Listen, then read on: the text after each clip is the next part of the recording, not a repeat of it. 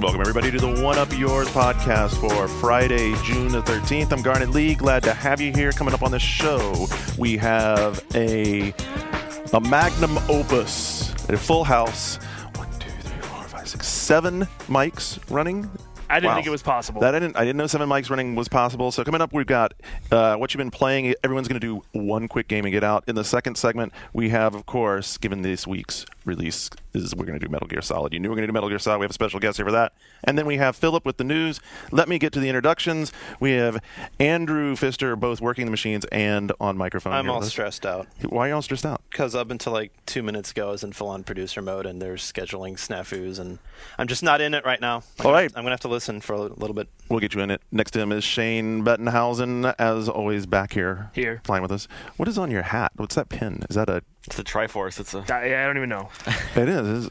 But I was going to wear my Metal Gear bandana, but I have a hat on. So. Is that a Scientology conversion I've pin? seen people out there. I'm not talking anything bad about Scientology. I am in danger of being labeled an SP. Did you get contact? Did you get contacted What's an by SP? anyone? Suppressive person. Suppressive person. He's a suppressive person. And they really come after you for that, right? No comment. Oh. Suppressive podcast now. That's, of course, our good friend John Davison from What They Play, What They Like, and whatever else they do around down there. Just, Philip Kohler is here. Hello. And then, in addition to Philip, we have 2 special guests here joining us from Kojima Productions. That would be assistant producer Ryan Payton. Hello. Thanks for coming in, man. I know you've been on the Whirlwind West Coast tour. That's right. And then my very, very good friend who is responsible for me even being in this business in the first place, Mr. David Chen of Foundation 9, and he's a fungineer. He's also has worked on Metal Gear in the past, and both Ryan and David used to work for write for XBN. Right. We're all Yes. family. Yeah. So this is the big... We're all family. David and I worked on GMR for It's a reunion show. too. So there you go. Big reunion show. All right, who wants to start off talking about what they've been playing? That's the week. We got to get going, man. We're on a timeline. We got tons to do. Have you had any time to play anything, Ryan? Yeah, on a plane? I could talk about. I got one Choose title, it. right? Go. Yeah, everybody gets one title. Yeah, you guys are just going to fall asleep if I say Sins of the Solar Empire. But it was been the perfect game to play after Actually, wrapping we've up had the technology development. tree up in our bathroom here for the last 2 That's months. right. I noticed that. I went in there earlier and I'm like, I've learned a lot. And apparently that's only partial. Yes, It's a it is. hardcore bathroom It is only poster. partial.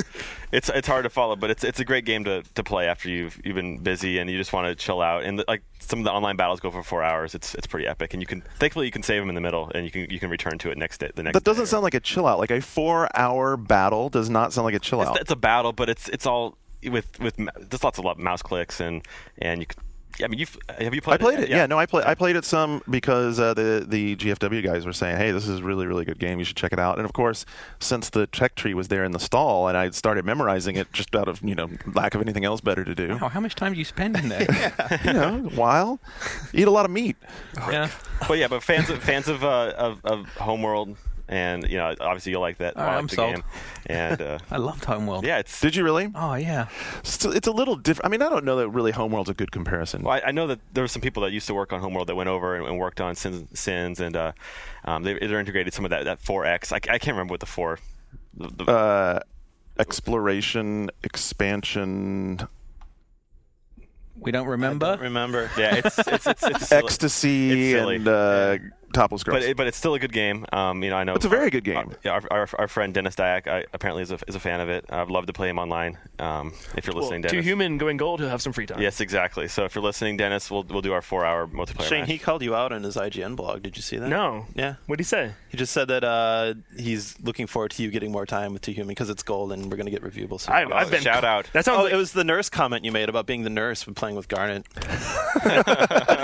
I thought called me out. He was like, "Damn, like want to fight." That was more of a shout out. That's It's more a of a shout shout-out. out. It was pretty funny when we got to play that. Like, I grabbed the tank character and he got to play the Well, nurse. where's our preview build? Yeah, Dennis, send it over, dude. I'm gung ho for that, definitely. Well, you and Dennis, you and Ryan should play some Sins of the Stolar Empire. So Sins you're of the playing? Are you Solar playing Empire. Sins? So you're playing Sins more than? Are you playing it more as a research and technology and expand game? Or are you playing it more as a combat game? I'm playing more of you backstab your allies and just like basically like how Dennis was explaining. It was pretty fun. You know, there's the pirates in the game that kind of mix things up because they're totally unpredictable. Yeah, you have to buy them out, which is like really like if you don't can understand bribe that at them.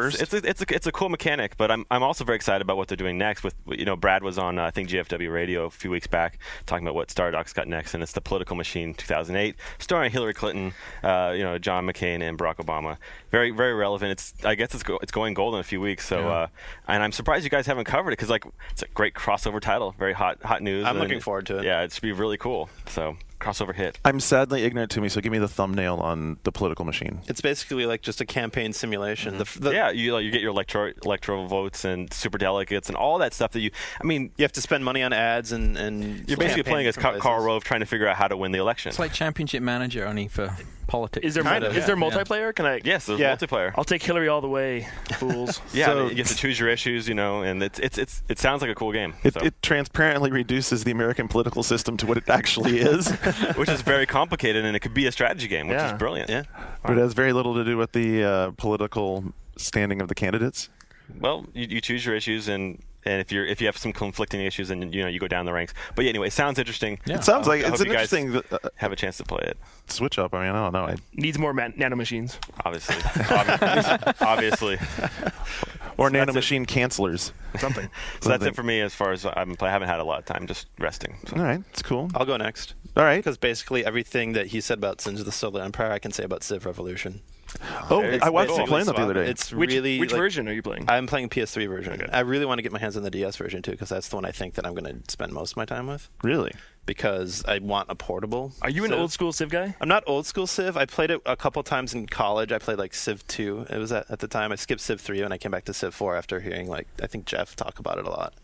And it's one of those games where I just spend so much time on it, and 5 hours will fly by, 6 hours will fly by.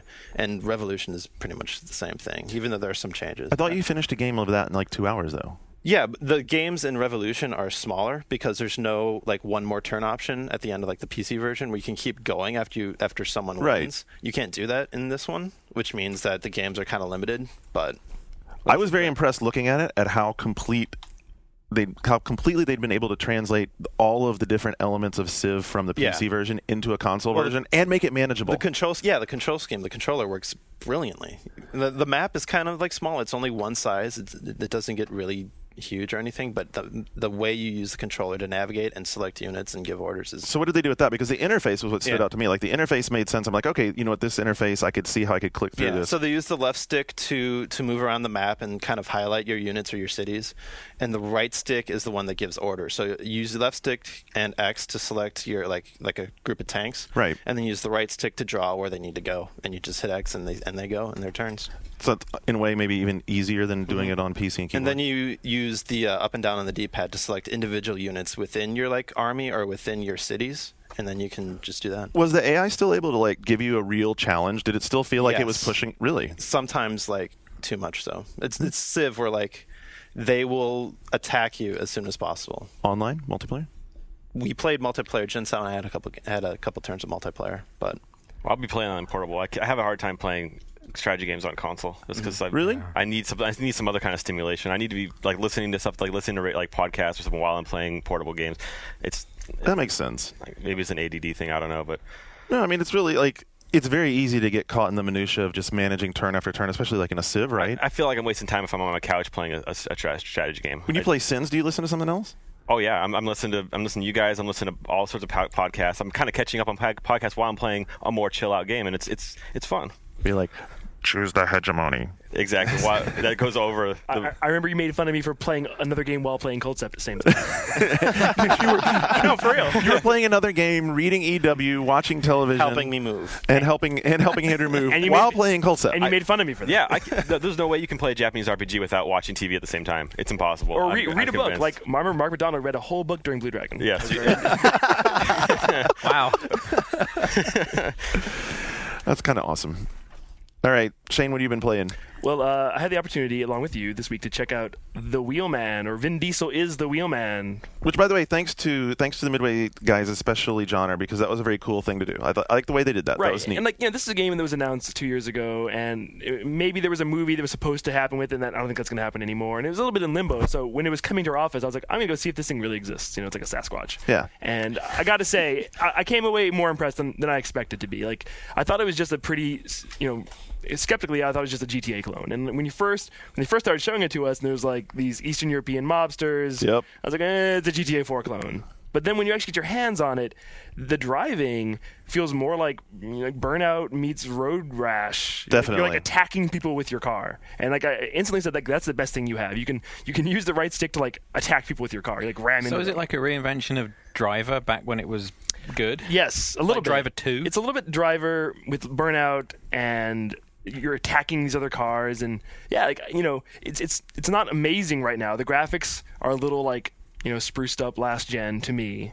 Yeah, I mean, but they said that they had pulled a bunch of textures out to get their frame rate Right. where they wanted to show it to us. Yeah, So the frame rate was pretty who solid. knows? They've still got a lot of time to work on it. They haven't even committed to a release date besides like fall, right? I'd say really just think like the way Shane nailed it is right on. It's Road Rash in cars with like some driver. And the driving is fun, and the city of Barcelona ended up being a cool place to drive around. It looks a little bit different than what you're used to. Oh yeah, they did a good job with that. And also as a game that's targeted for a teen, it's pretty violent and visceral, and I think would give kids like the aspirational GTA 4 fantasy if their parents won't let them have it. Like a transporter kind of a vibe. I mean, that's what That's not a bad way to look at Yeah, it. you're right. You're like in Vin Diesel, he's the star, and the voiceover was good, and they obviously spent a lot more time on his model than everybody else's model as expected. But I was definitely entertained on the two or three missions. Count on me. I'll be there. On the 2 or 3 missions I did, they said there was like an 80 to 20 driving to on foot ratio, and from what I saw of the on foot, I think that's probably a wise decision. Yeah. But yeah, like I came out of it more, hopeful than I had been, and I think there's some potential there. The biggest thing I liked about it, like in addition to just having the car combat, was the car combat is really, really based on the, like you see in the movies, like the dramatic side slams, where you like, pull up next to somebody and smack them. So it's adaptive to how hard and how long you hang on to the stick. So you use the right stick to slam against somebody, and how much spacing you have from the other car, how hard you throw it over to the side, and how long you leave it there all determines how hard you swerve over and slam into the guy. Oh. So you can give him like a little love tap, or you can give him like a full-on smack him against And I forgot the the wall. most fun we had. There's like a huge preponderance of Euro cars, smart cars. So we would grab like this tiny little smart car and like do donuts and like run over people and slam into things with it. That was always fun. Yeah, Cool. It's got potential. It has potential. It's got some potential. Unlike the racing game that I played last weekend after the event, which was Grid by Codemasters, Which is getting a lot of hype. Yeah, you know why it's getting a lot of hype? Because it's really, really pretty. I mean, the game is beautiful. It's gorgeous. The engine, there's no doubt that the engine is really pretty. I haven't seen some people said that on PS3 that the frame rate's not quite as strong, but the 360, I haven't had the problem with the hitching, which they're supposed to fix, but who cares? It's supposed to be a driving game, and it's back. Remember, John will probably remember. Did you ever play any of the old Colin McRae's where it felt like the car was a box with a pencil stuck in the bottom of it, and you were just twisting it through the environment? It's not driving through the wheels. That's what it feels like again. It's like after all the improvement that the Race Driver team made. Like I remember playing Race Driver with my buddies on Xbox, and we played it like tons and tons and tons because it had an encyclopedic list of tracks. It had it had Hockenheim, it had Brands Hatch, it had Road America. It's like all over the world, every great course you ever played on, and the driving was really good. And now it's like, oh look, we made a flashy game that doesn't feel like. This is by the Pro Race Driver team. Yeah, it's the evolution of And that team. is it kind of like a Gran Turismo style game? Not really, because there's only like 40-something cars in it. They chose specifically just racing cars. Their mantra. It's like dirt, except not on dirt. That's exactly it. It's dirt, It's but not asphalt. on dirt. It's asphalt. Kinda, yeah. It's asphalt, but it's called Grid. Does it have a really good front end? Dirt had an awesome front end. It still has. It still has a and cool front end. and the graphics Yeah. are just as unbelievable as the dirt. I mean, like the lighting and everything, and it's fantastic. The visuals are stunning. Like the cockpit mode is even more stunning probably than the GT5 cockpit mode, just because the lighting effects and the surrounding environments are just unbelievable. Apparently, it's the best racing game ever, according to the word on the street. Yeah, that's right. And it's really the street, right? That's what my bus driver told me. That's right. This morning on the way to work. On the way to work. And if you drove the 38, you'd know. Did you solicit this opinion? No, I did not. It was just given to you. Okay. He's like, welcome to the bus. I love Grid. I get into the bus and Street I'm reading, team. which I do on the way to work. I read on the bus, and he says, the bus driver is just about to take off, and then he's like, "Wait, what are you doing with that reading?" And I'm like, "What?" And he's like, "No, listen, you come here." And he makes me come here sit now. by him. What were you And reading? then I was reading Fantastic Voyage by Isaac Asimov. Oh, okay. So I come and sit by him, and he's like, "There was a great event in American history that happened yesterday. Did you miss it because you were reading?" And I'm like, what are you talking about? He's like, "I'll tell you all about it. Metal Gear Solid 4 came out, and I got my PS3. This is the best bus driver ever. And then, so then the whole bus ride, he was telling me about all the games he's been playing recently. Did he on look his a little bit 360 like? and his Did he look like Ryan Payton? He did not. No. Yeah, That would have been awesome. It's a little viral campaign we're starting. Yeah. You're driving buses I'm around driving- the city. Now that you mention it, yesterday a Muni employee off duty was sitting in the back of the bus, and some guy had bought Metal Gear. Like he was looking at the box, and the Muni driver was like looking over, was like, "Hey man, did you get that?" Like, yeah, No. like that's awesome. Like that's like a really like I think Wow. it might be like a San Francisco Muni Or grassroots or campaign. it could just be my dad because he's been going out. He's been out campaigning, going to the Game Gears, what he calls the Game Stops, and he Game Gears, and he talks to like the guys behind the counter. He's like, "You know what, this Metal Gear game, and yeah, my boy's working on it." And he tells them like all the stuff I never intended for anybody ever to get out, and it's pretty funny. Wow. So That's pretty epic. yeah. That's Well, impressive. hopefully this guy's enthusiasm will bleed over to that team, because that's the same group that's going to be making the new Codemasters F1 game, and that Grid does not leave me very confident in that, unfortunately. It's kind of sad. More crappy F1 games. Yeah, just what we need. Yeah, it's sad. All right, well, who's next? Who's next? David? We got two left. Oh, this is gonna be pretty predictable. I mean, I guess I'm on the bus with everyone else playing Metal Gear 4 as much as I possibly can. Didn't you have it all spoiled for you like long ago? Yeah, well, we'll get to that, but Right. you forget a lot. But and the over journey, course the of a year journey, and a half, the journey is part of this. Yeah, exactly. I mean, Right. it's like that's sort of my take on spoilers. If it's not worth getting there, then it probably wasn't that big of a deal in the first place. So What difficulty are you playing? the regular one. Wimp. Yeah, I'm feeling that way. But I know I'm gonna go back and play it right after. So Well, solid normal's not that hard. Is that what we played? Solid normal. Yeah, that's the default. Oh, That's default That's the in the third of- States and in It's Europe. a third of five, It's right? the third Yes, of- exactly. It's the one with the handy 5, thing that says, like North American and Europe normal. Right. So where is it not normal? Japan. Well, what's normal for Japan? In Japan, it's called normal, naked normal. So it's one level down. It's like a little easier. But yeah, for the Japan's hardcore into American naked and- normal. I'd Yes. probably be. I might be in a naked normal. I think you're naked abnormal. I don't know. No, but I think it offers a challenge. The default setting definitely offers a challenge to the Japanese gamers that we play tested. So. also, for me, I'm just. This is a terrible thing to say, but I'm blowing through the game to get to the cutscenes. 'Cause I have a personal interest in that. Yeah, I I'm the really same want to way. see that. And I know I'll go back and enjoy the gameplay and go and explore and check out all these other things. But this time around, I don't want too many distractions along the way. So All right. yeah, Metal Gear. We got one other accomplishment, not really a game, but I got Klepek over to Buddha the other day and diced him into doing Ungape. Oh, his first Ungape. I got him his first Ungape. You must be very proud of yourself. I know. I was very. It's like I finally got a victim. Like, well, after you've been victimized there a couple times yourself, that should be considered assault. it's like a next right. And for probably every single listener that has no idea what you're talking Yeah. about. Well, the no. Buddha Actually, is- there's a lot of people who do Really? understand. Well, there's Yeah. it's the Buddha bar. It's David Chen's hangout or former hangout. not so much anymore. Now he's a family man. Yeah. He hazed me there, Yes. so I thought it was only necessary that I hazed someone Ungape there. is this vile rites of It's tradition. delicious. It is not not delicious. You don't want to get it on your clothes or hands, basically. Yeah. It doesn't go away. So. It's this beautiful red Chinese liqueur that comes out of this crazy-looking earthenware vessel. It's awesome. Powerful stuff. It's very powerful stuff. Yes. So way to go, Patrick. Good work, mate. And that brings us to John. What have you been playing? Apart from Metal Gear, I played some Quake Wars on 360. Really? Yeah, I won't be going back. Is I that- wouldn't is- expected that. Is that out? Yeah, it came out Oh, last week. I didn't- no one noticed. Recently. Yeah. Exactly. And no one's really playing it either. Oh. I don't think it just doesn't work very well on console. I mean, the Not at controls feel all wrong, and it was kind of disappointing. And I don't have a PC that could run Quake Wars, so I was kind of That's kind of sad, though. 'Cause, kind of interested. I mean, last fall was like a lot of people were talking about Yeah. Quake Wars, and you would think maybe if it was on PC and Xbox the same day. The very limited time I've spent with the PC version, I really like and really want to get into more. And I was really like looking forward to the console version. Yeah. So then I get to get in on it, and I think it's a classic case of leaving it too long and releasing it at a time where I think in general people just weren't ready for it. Right I think now. it's a really good like team-based objective game, but then on the other hand, I'm one click away from Team Fortress, which I can't help it, but I prefer it. Yeah. So What's your take on the eventual ability to even do anything more than just a point and shoot sort of online multiplayer game on consoles? Because I mean, because no one I know was playing it. So I mean, but I think that's going to be a problem for a lot of people because it is so cooperative and collaborative, and unless you're really in like a clan type situation, particularly on PS3, I mean, you've got to have a bunch of people that are all playing the same thing at the same time. You're not ever going to get what the game is really offering out of it the way it was designed to, because people just don't seem to play console games like that.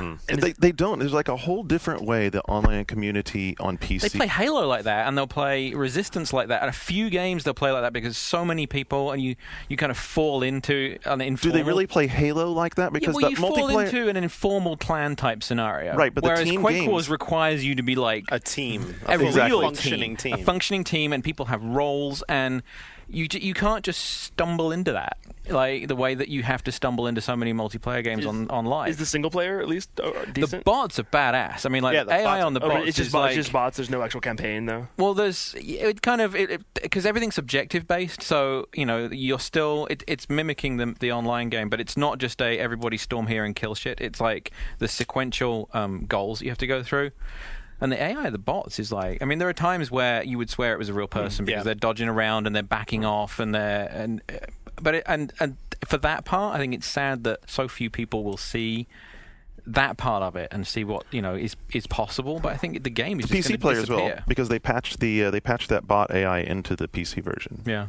But I mean, it's part of the bigger question. Like you pointed out Halo and Resistance, but I mean, I think that's the very point of it, is that their team modes are still pretty, base level, straightforward, easy to hop into. You don't have to know the people you're playing with. This is something I've been thinking about, especially, and Grand Theft really sort of brought it together for me, because I was really looking forward to playing Grand Theft Online, and the couple of times I played it with my friends, it was a blast. But already the people that I see when I go online now, even on my friends list, which is mostly like game journalists or enthusiasts or developers, they're back to playing either Rock Band or Call of Duty 4. Or some of them playing Halo 3. It's like they can't even be bothered to play something which like David Ellis described the Grand Theft Auto multiplayer as immature, and I'm like, no, actually, I think it's actually just the opposite. The stuff they came up with was too sophisticated to keep people interested past like the first week, and it's not hop in and play, because if you hop in and play with a bunch of retards, it just falls apart. And it doesn't seem like console games don't seem, outside of a few, to be developing the same. Like any good PC game would automatically develop a base of a few tens of thousands of people who would play it online, which would have enough community that it would work. I mean, I think Call of Duty 4 is the only one that's doing it. Yeah, but again, and it's across both. And even it's pretty simple. I mean, again, there's nothing sophisticated about its team modes. But it has like the leveling up aspect, which Right. more games are adding. But I think that's part of its appeal to these. But I'm saying you're not. But you're like Quake Wars has you have to have an engineer to do this one sort of thing. And you have to have I guess we'll see how Bad Company does, because if Quake Wars flops, if Bad Company flops, Yeah. I think people might realize, console's not ready for this yet. Yeah. And will it ever be? I mean, is that what people want when they play the console experience? Well, Resistance 2 is supposed to be like super heavy squad based and teamwork based. Are they setting that up differently, where it's like very small team based and your other team objectives are too far separated? That's how it's going to be for Resistance 2. That's exactly what they're doing. Yeah, it's really like their system still works because they seem to be I think that their system will work because they're keeping it into small battles where you are just like face to face, basically, with a couple of guys fighting It's with almost instances within a large world. Yeah. So, like you have a squad in the top northwest corner of the map, and someone down, and they may be doing things that impact each other, but they're not really collaborating. So like the giant war, the bigger battles in the periphery. Yeah, kind of. Exactly. And like we were talking to James about it, their community guy, when he was showing it at the Sony thing, he said, that what the flexibility is that every so often they can bring everybody together in the same spot, because you keep getting these updates on like what your next objective is, and they can do that, and they can have like that big battle for a minute or two that's chaotic and cool, and then they pull everybody back out, and you're back to having like the sort of intimate experience that people seem to enjoy. I don't know. It seems very orchestrated, and it's hard for me to visualize until I probably have to play the beta, and because it sounds so high concept, and I hope it all comes together. Because again, when you throw people online, it's just chaos. They just shoot what's ever in front of them.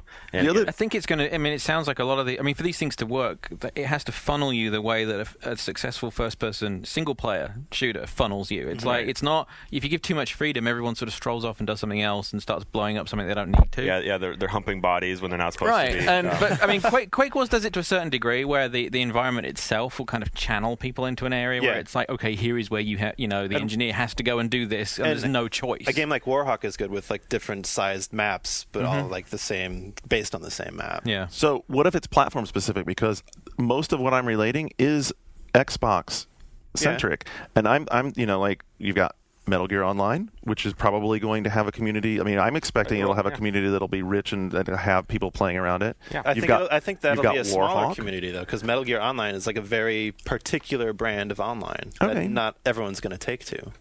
Especially like I'm pretty sure SOCOM is going to have once again its clans and groups develop around it. I mean, that's the difference. Is like PC games always have that core group of a few tens of thousands that keep it working, and I just haven't seen that really happening around the Xbox games that are more complex. So before we go on to the next section, I just want to point out that I don't think I've heard one swear word, and is that because we've heard the voice? You guys listen to the voice on the internet. Garnet used the retard word, and that was also. I want to publicly admonish you, Garnet. We're not gonna try to avoid the cleanest version of One Up Yours I think I've ever heard. No, fuck off. Weren't we talking about McCain saying cunt in the opening part? Oh, yay! Now it comes back. I was quoting presidential candidate McCain. Besides, we want to keep this to where the Japanese audience can enjoy it without having to, You'll never hit Deadwood levels where it's 2.5 like fucks per minute. Well, no, more the cocksucker. Have you ever seen that YouTube clip of like all the swears in Deadwood condensed to like 4 minutes? It's like the best, like most therapeutic thing because it's just like fuck. I've still never really watched it, but when you were my roommate, I would walk by and like within 5 seconds I would hear cocksucker every time. Yes. Actually, one of the best videos like that ever was on your website. It was the outtake thing. Oh, we did all the swearing in GTA 4 in 2 minutes. So including good. you can get your whole fist in there. And You got to search for the Deadwood clip because that's exactly what that is, and it's hilarious. A little fun fact: Mr. Wu, who says cocksucker like a million times in that one scene. If you look on YouTube, it's up there. It's really funny. But the guy who did that voice acting, he's in Ninja Gaiden 2. He's that old man at the very beginning, and they got him to do that role. Oh wow, so awesome! But Ryan, before we get to Metal Gear, I got to say, like I'm a huge fan of Laughing Octopus, and I know Kojima is too after watching the documentary. Right. And she is the first character in Metal Gear to ever say fuck. She is, and like. That's something, all right? David Chen and I, we worked on the script together. You don't accidentally put fucking Metal Gear Solid. No, and so it was. We had lots of we went back and forth in email. Like, now where are we going to drop the first F-bomb in Metal Gear history? And it needs to be like at a really chilling part and to really get people's attention. And I think we chose a good one. Yeah, I mean, I don't think we wanted to do it sort of just for its own sake or cavalierly, but it's obviously it's a really mature series on a lot of levels. Yeah, and so when I heard it was like really surprising, but I wasn't like shocked by it. I was like, wow, that was because here's my notes when I was playing it. And I remember I wrote down it's so fucking hysterical. I couldn't believe the word fuck was in Metal Gear Solid 4. I think I made the same note when I heard it too. Well, it's actually supposed to be the second time it appeared on in MGS3. There was a fuck that was changed into a go to hell. Where was that? When Eva was going to kill Volgan with her the lip sync or lipstick gas thing, or is it a gun? It was actually a gun. It was a gun. Like this kind of spy gadget, and she was going to say like fuck off or something, and it was changed because of wow. The voice actress wasn't very. She didn't want to say it. The history of fuck in Metal Gear Solid. There you go. All right, so we're going to fuck off for a minute or two, and when we come back, we'll get into the rest of all the Metal Gear Solid stuff with Ryan and David. Don't go anywhere. We'll be right back.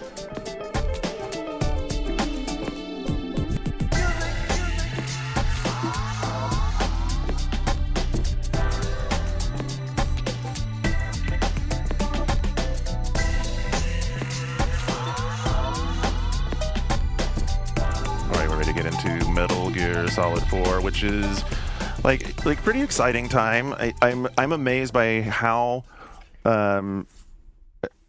epic the beginning of the game was for me still, despite the fact that I had seen most of that imagery already. Mm-hmm. Once I got past the little crazy full color The documentary. amazing Logan intro cutscenes. Phenomenal. No. I was thinking of the. I don't want to spoil it for anybody, but the The ads? deep sea dive, the ads thing. Well, those are by this company called Logan. Yes. And- okay. It's behind the Silhouette iPod or iPod commercials. Most of the stuff that comes out of Apple, as far as commercials are concerned, are all created by Logan.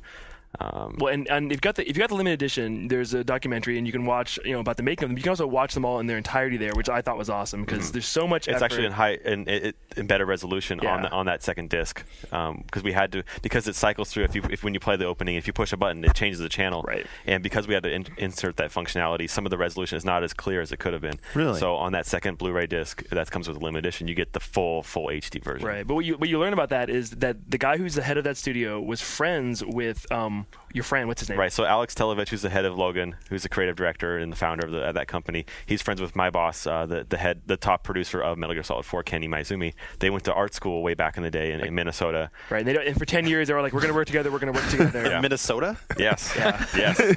Minnesota? Yes. You guys have a problem with Minnesota? No. Well, just sports-wise, but I'm from Wisconsin, so that's why. But That's fine. so 10 years later they work on this, and like It was perfect. But you shot the whole thing in 6 days, which is ridiculous to me. Yeah, Whoa. we didn't sleep. It was just nonstop. We had shots we had to do like nighttime in downtown LA. Like the motorcycle scene was done. We had to close it off. We had the police. We could only hire the police to block that up for so many hours, and so we did that till about 6 a.m. and then we moved on to the next shot the next day or that morning. It was the most insane schedule just to get so we can get the game out in time. They're so and ambitious. that was in pre-production for 2 years. Wow. That whole intro. Yeah, when you watch that, you come to realize, holy shit! Like these were cool, but the amount of effort that went into them is substantial. It Yeah, really is. I went to LA 13 times over the course of 2 years just for that opening movie. Yeah, From Tokyo. Wow. yeah. That's staggering. That's truly staggering. I mean, I think it shows in the quality of the presentation. I mean, the quality of the presentation of Metal Gear, first of all, is pretty much the new benchmark by which games will be measured. I think it's pretty easy to say that from music, voice, the way scenes are cast, the lighting, the way the real hardcore attention to where the camera angles are shot and how characters move about inside the sets. I mean, it's obviously extremely But staged. so you Sounds said like you you're a feel, fan. but you say you feel stupid when you play it. I do feel stupid when I play. I want to get into that part yet. I mean, I'm telling you, I want to bring up my high points for that because one of the things I was a little confused about at the beginning. Bring them up to tear them down. That's what I'm here for. No. One of the things I'm a little confused about is that this is an interesting game. It's obviously a very artistic approach to game design, right? And at the same time, I'm a little confused, only being, like I said, about 2.5 hours in, whether I'm supposed to be, as I'm playing the game, playing it from the perspective of someone watching a show on television, playing the character in the game, or playing a game that I'm playing a character in the game. You should play the game as you want to play it, and that's how we designed MGS4. You have Drebin, you have access to this weapon shop at any point in the game, Right. Where you can, you have to wait till you actually meet him in the game, which is pretty early on. After that, you can buy an RPG-7. You can go guns a-blazing. It's going to hurt you later on, but you have that opportunity. Or you can go pure stealth. You don't have to kill anybody. You can play the whole game that way too. And we reward players for playing it as a stealth game because originally Metal Gear has always been a stealth action title. But this game, we try to open it up. So don't try to play it out as Hideo played it back in July. When we showed that first gameplay footage, Right? Because that was controlled by a guy on our team named Rhett, who's amazing. He can make it look so cinematic, even in just his gameplaying abilities. So I would just play it as you want to, and you're going to be punished for trying to sneak, and you get caught, and then these guys are going to come after you, and that's that high stress. That's that high stress that you incur, like David Chen was telling me when he was playing. Yeah, I mean, we were talking about this last night over dinner. It's like, I think a lot of us, and even reading the reviews, it's like the first couple hours, no matter how experienced a game player you are, no matter how much Metal Gear you played, you feel like it's all falling apart, and you can't keep it together, and the camera's swinging around, you feel like you're fighting it. And, what I've been thinking about the last couple of days is, like, it's sort of like trying to stage a play, right? If you nail everything perfectly, it goes up flawlessly, and it's this incredible piece of entertainment. But if you start flubbing your lines, you get nervous. It gets worse and worse. That's when the guards come out, the klaxons, the timer, and then really the only solution, by and large, is to go hide somewhere. Which is sort of the equivalent of like walking off stage in the middle of play and be like, "I'll be back in a second. Let me get my wits together." And so it's like, but I mean, I definitely remember this experience from all the Metal Gear games where it's like first couple hours, and it's like, what am I doing wrong? Well, but then it starts to come together, and then it becomes this incredibly seamless experience where you really feel like you're in control of the whole situation and you're really directing this thing. And that's when it comes together. Again, it's tough to come and play Metal Gear Solid 4 after you just finished playing GTA, or if you've been playing Call of Duty, where it's just shoot everything that moves. And then we have a lot of actors in that game, the local rebels that we encourage you not to shoot, because if you team up with them, the game becomes a lot more fun. So it's a different way. You have to approach this game in a different way as most AAA blockbuster titles. And I think in Act 1, you can feel like you're playing it wrong if you haven't befriended the militia and you're in their base and they're killing you and you're like, wow, this is really hard. And you see somebody else playing it and like they're their friends and it's super easy. They have all these extra weapons and you kind of are playing it wrong if you're just blowing people away and not noticing all the subtle stuff that you can do. Yeah, and that's the thing with Metal Gear is you play it first, you play it one time through, you might go online to see what people are talking about. Like, oh, I didn't know I could do this. I didn't know if I shake the 6-axis while Rose is talking, that her boobs will shake. All this kind of weird stuff that, all these, maybe that's a minor spoiler, but it's just like these weird things that we all these. Spoil is the right word. Plunder. Is that too much of a spoiler? No. No. Yeah. Okay. Well, like I said, like we play through the game so many times. We say, let's throw this in. Let's throw this in there. You're never going to catch it the first time you play through it. You're never going to catch it the second time you play through it. So I think that's one of the advantages that we have. See, that's kind of one of my fundamental issues with it. Really? And that is that there's a lot of people that have been playing Metal Gear for how long now? 20 years. We're all getting older, and the way we play games is very different. I mean, this is very personal. This isn't like trying to project on the entire audience, but for me personally, I am never going to play Metal Gear Solid 4 more than once. And the fact that there's so much stuff that's hidden that kind of requires me to have played it a bunch of times, I feel like, A, it's a little obstructive to start with, and B, there's a bunch of stuff that I'm never, ever going to be able to experience. I think there's a lot of fans that, got particularly... I think when we all got really excited was Metal Gear Solid 2. Like, Sam Kennedy standing up being the only person cheering. Does everyone remember that? I remember that story. Because everyone was just so shocked by that initial trailer, and I think we all remember the franchise very fondly, and I think that it's still, and we were much more hardcore then, I think, about playing games. And as we've gotten older with the franchise, the game has stayed hardcore, and we haven't. Right, I understand that. I know that. And you play so many games every week. You play different games, and so that side of it might not be as appealing to you. But for somebody who's going to put down $60, maybe even $460 because they might have bought a PS3 at the same time. This is a good game that you can keep going back to all summer and play it during your summer break or whatever. Right. So and also with MGS4, it's not as linear as previous Metal Gear games like Metal Gear Solid 2. So there are different areas you can try, and you might encounter like some kind of weird codec. You might encounter like a Hollywood Boulevard style handprints on the ground but for you guys who are a few hours in, like Skip and I have beaten this game, and like when I tell you, you might think, oh, this is too much for me. Like I don't have. You've scratched the surface, and it's a 20-hour game. If you take your time, maybe even longer, and the pacing is so different, so unique. There's so many surprises. Like it completely goes all these directions you don't think it's going to go. So don't think you've wrapped your head around it. Don't think it's too much for you. Just you have to give yourself into this game. Garnet, do you let it take you? Back to Garnet's problems. Do you are you trying to do like CQC stuff? Do you feel like they always try that? These games always, every Metal Gear has worked out for me like this, and it's really frustrating for me because first of all, I always think Metal Gear is going to be a game that, like, given the sort of games that I like and the presentation, especially like I love story, I love that cinematic sort of presentation, that I should love these games. Like this all started for me in like 97 with Metal Gear 98 was the first one. Yeah. But when did the demo come out in Japan? It was for MGS1. Yeah.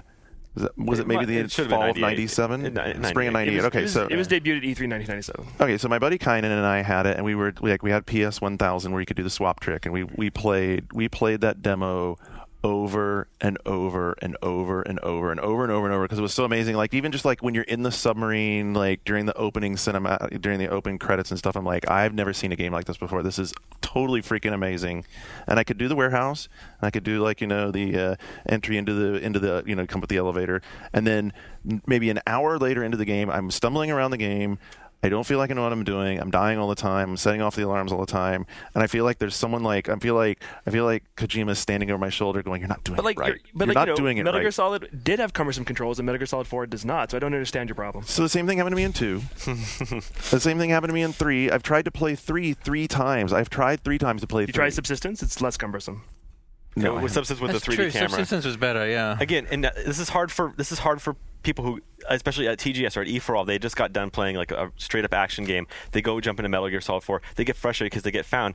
You have to use the camera, look ahead, and see. Oh wait, there's a soldier up ahead. I need to be careful. But people just Right. go run blindly See, down. no, the I don't street. do that. I know what it's supposed to look like. I mean, I've watched, like, Kynan actually was good at it, so I was able to watch him play Right. most of the game. I understand what it's supposed to look like it when was you so do it. frustrating with But then when I MGS1 do it, and- I just start screwing up, and then it just becomes a disaster. And it goes back to what David Chen was saying about, if it doesn't go off perfectly, then you get frustrated. The alarms go off. The music gets really loud. And again, a lot of it comes with practice. That's why we have training mode. Because CQC does not come naturally. It's something That's that, why I brought it up, because Shane was saying as the series progressed, the controls got less cumbersome, but they also got more complex. Yeah. And when we were reviewing the game, we didn't have the instruction manuals, so we didn't really know all the CQC options. I looked in the manual, and it's like a 2-page spread and like 7 And different they're things you can completely do. different than MGS. Well, we can get into discussion about that because obviously I need the RTFM, but I'm not a fan of reading the damn manuals Well, a lot anymore. of acronyms today. Jesus. But but the good news is that CQC is easier to use in MGS4 than it was in MGS3. CQC.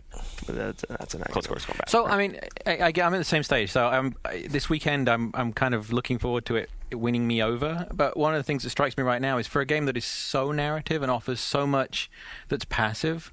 Why interrupt that with so much really complicated stuff? Why that kind of Complicated back stuff as in, 'cause the CQC, or are you talking yeah, about I mean, or- like it sounds like the actual gameplay part is actually extremely. You can't let it, unless you're playing it on the easiest difficulty level, you can't sort of let the game wash over you. You've got to be like very attentive. I don't know. I mean, Was it a we tell conscious you- thing to go between the two? No, it's in the top right hand corner of the screen. You have a red dot that tells you where to go. It's like from point A to point B. If you It's want to also do on that, the map, too. It's also on the map. The map you can zoom in. You can put it in 3D. It'll tell you exactly where you need to go. It's linear in that sort of sense. I don't think the game it's not SOCOM level or it's not GRAW level of complexity. But the depth is there for people who want to go in about it. But I'm Oh, I surprised disagree. that people I totally disagree with you on that point. But I'm surprised that you would say that it's a passive experience as far as like the cutscenes and stuff, because we put a lot of effort into like the L1 button. You can look at Snake's first-person view if you want to. There's a flashback. I don't We try to necessarily mean keep you passive involved. that way. I mean more Right. that it's very narrative. So it's like telling you a story, Right. and then to kind of take you out of the story. And because it takes you through these story sections very frequently. I mean, Right. particularly early on, and it's like it. I think for a lot of people that aren't necessarily experienced, particularly people that might be buying a PS3 for the first time, it's quite a kind of roller coaster of an experience, because it's like, oh my god, that looks awesome. Oh boy, that was really hard. And, oh, that looks really awesome. And it's like, I mean, it's there's- stimulation overload. For the first act, the Middle East is like Skip would cover Definitely, vouch for. yeah. It's stimulation overload. Okay. And some people, I was looking online, they said they finished Act 1, they saved their game, and then they restarted the game. They went again through Act 1. Now that they were used to this, went back because they kind of learned its patterns. yeah, Yeah. they learn the patterns, but it's just there's explosions going on over. If you have headphones on, 5.1 headphones, there's guns and there's bullets wheezing by. It's just intense. You miss a lot, Yeah. because you're so focused. And I really like your kind of orchestrating a play description, because for me that kind of brought a kind of like, I was doing it wrong. I mean, you guys are both still in Act 1, Yeah, right? yeah, So very. let me give you some advice.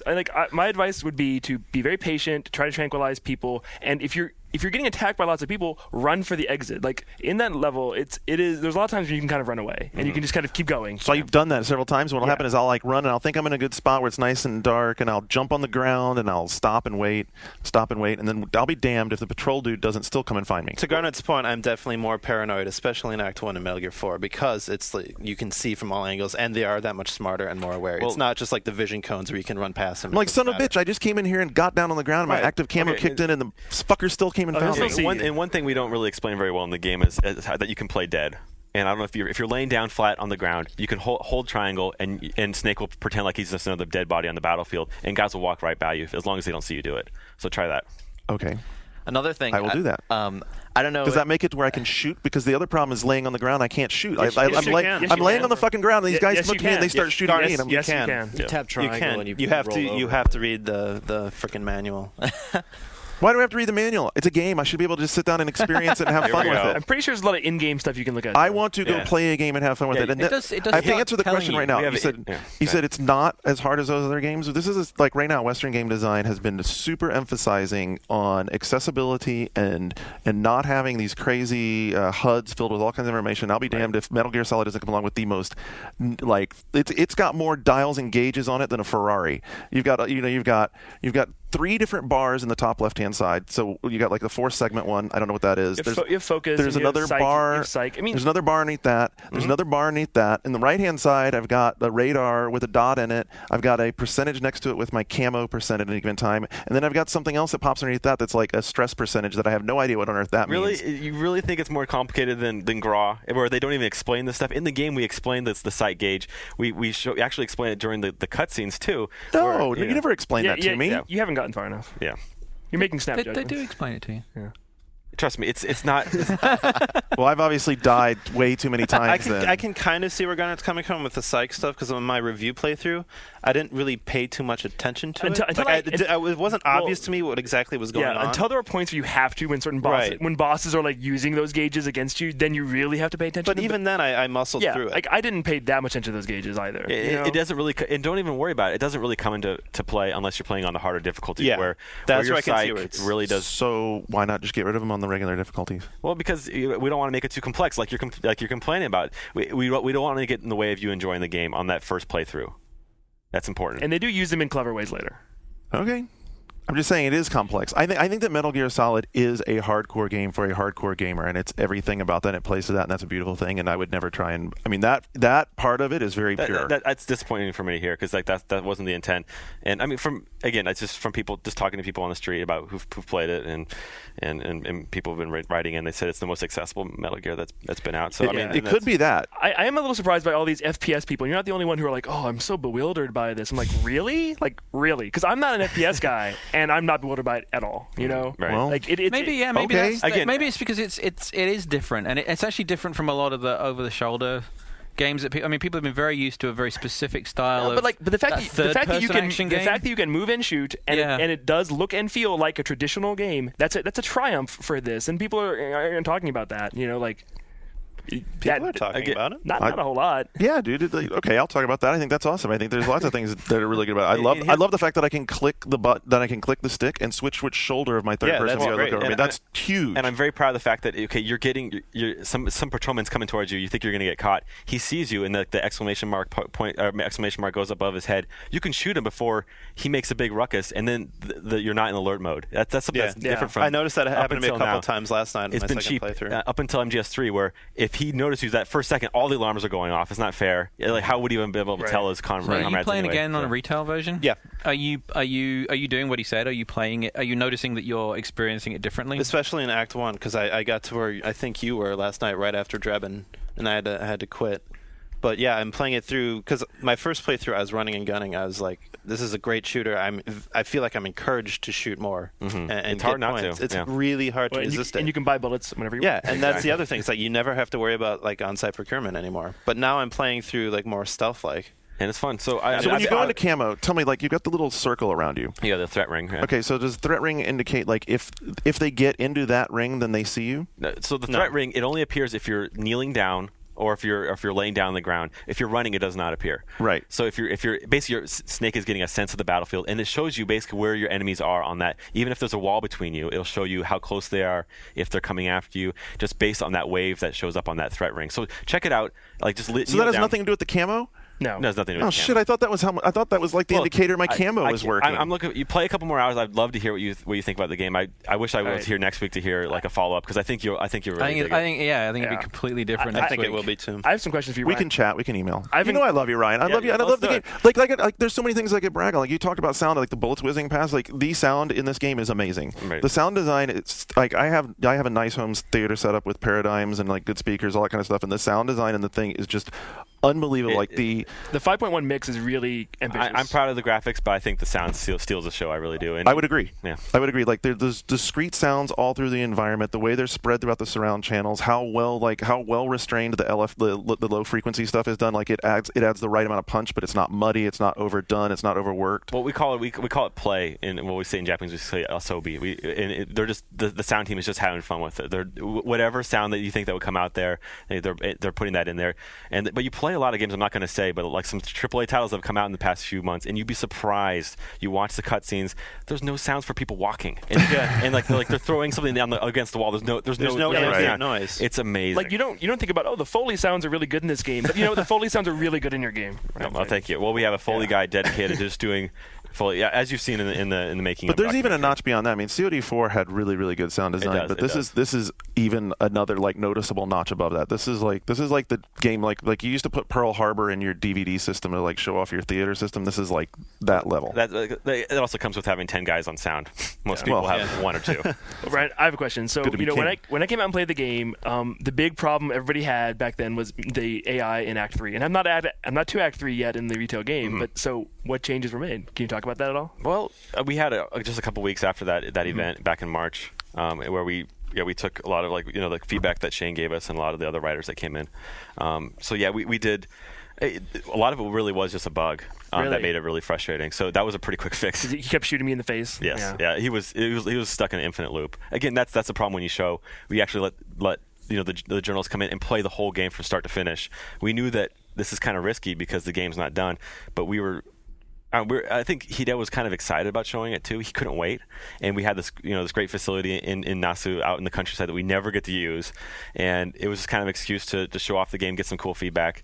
At the same time, you just have to pull a build. I mean, you basically pull a production build and throw it out there. Yeah. And so if you've got a bug in that compile, you've got a bug in that compile. Right. And as Shane can attest, it's about a 3 or 4 hour trip out of Tokyo. So we had guys that left on the first train that next morning, the second day of that event, who left on that 5:30 train out to the countryside with the new build, and they did it all 3 days, bringing the new builds in there that were just slightly tweaked, just so they can play the freshest build. So wow, it was intense. I mean, he mentioned the making of Metal Gear Solid 4, and it's on the special Blu-ray that comes with the collector's edition, limited edition. And I watched it last night, and it's a phenomenal documentary. Actually, I got to say, it's really long and ambitious, but it shows all the shit you guys did, like all the location scouting. Right. You're in Peru with this giant mountain man beard. I was in Morocco when I had. Oh, that was the I mountain was man trying beard? to blend in with the natives. But and it shows all the different guys on the team, taking field recordings, doing all this, and you do show the visual matches. Here's what it really looks like in Peru. Here's what it really looks like in Morocco, and you guys did a stunning job recreating these places. It was intense. It was a lot of we spent 4 days in 5 days in Morocco. We spent another 4 days in Peru. We went to Prague, and I think we nailed the Prague environment. So, but yeah, it was intense. Well, and then they show the 200 people who are working on this game, and here's a guy whose job is to make this leaf, and this leaf is so immaculately detailed, and it shows you the art assets that had to be created for this game. And we all talk about how it raises the benchmark for graphics, but yeah, watching this documentary really shows you the insane amount of work. Right, and it kind of comes down to this argument that you guys have had on the show for years, or it's not really an argument, but a topic about with next gen and all this, you having 200 people working on a game for 4 years, what's that going to do to smaller developers? And so, and you guys are obviously worried about these smaller developers. Now it's the question. Hey, casual games are taking over. So it's kind of fun to see that there's room for both. I think, and obviously the argument's not over yet, but I think as we've proved with MGS4, there's something to be said for that kind of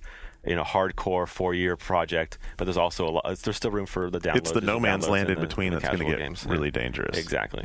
Keeping with the same theme with Shane's visit out there, what did you guys think? And David too, as former writers, what about the whole inviting journalists as a playtesting thing? Well, David wasn't involved. What David did was he came in and helped me with the script, contract work. Mm-hmm. Yeah. He works at Foundation 9. As a good friend, he came in and helped me for the whole year of just tweaking the script and making it sound great. But as for to answer your question about we call in about 20 journalists, 10 from the States, roughly 10 from Europe, to come in and play the game for 3 days straight. And I mean, I guess what you're asking is, do you think that's ethical? Yeah, it kind of. We had this talk a long time ago when Sean was still on the show, and yeah, it was a big point of discussion. For people who I respect what you guys did with the review, because Shane came to Tokyo as a representative of Ziff Davis, as a representative of EGF and 1UP, and for the review he did not write the review because he had already played an earlier build.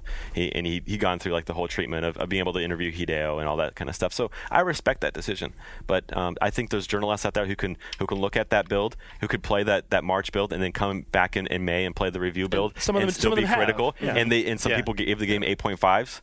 Despite having been in Nasu and hung out with Hideo in the evening. So I mean, there's people that can still be objective, and so it's I think you have to base it on each writer. If you see a guy who's just gushing and not addressing any of the negative parts of MGS4, which there are, then I think you have some room to criticize. So here's a tough question since we're on the review subject for a second. And I mean, you can get out of this if you want. But it's honest. Like, I'm just curious. What of the complaints that you've read in reviews have actually resonated with you the most? You mean I see that? Oh, that's true, or is it? Not even true, because obviously I don't think that by the time you guys got this game to the finish line, there was anything that you were like, oh, I wish we had done this differently, because you spent enough time on it to make it the way you wanted it to. But which of those complaints, then you read them, you're like, I can see where you're coming from. I understand the complaints with the save system. I would have liked a more PC based where it keeps where you are up to that exact point when you save the game, right? Which wasn't we couldn't achieve it based on the system that we have. There were some parts in the game that when we had that system in place, players could really easily break the game, and I won't go into those details because it'll really bore you.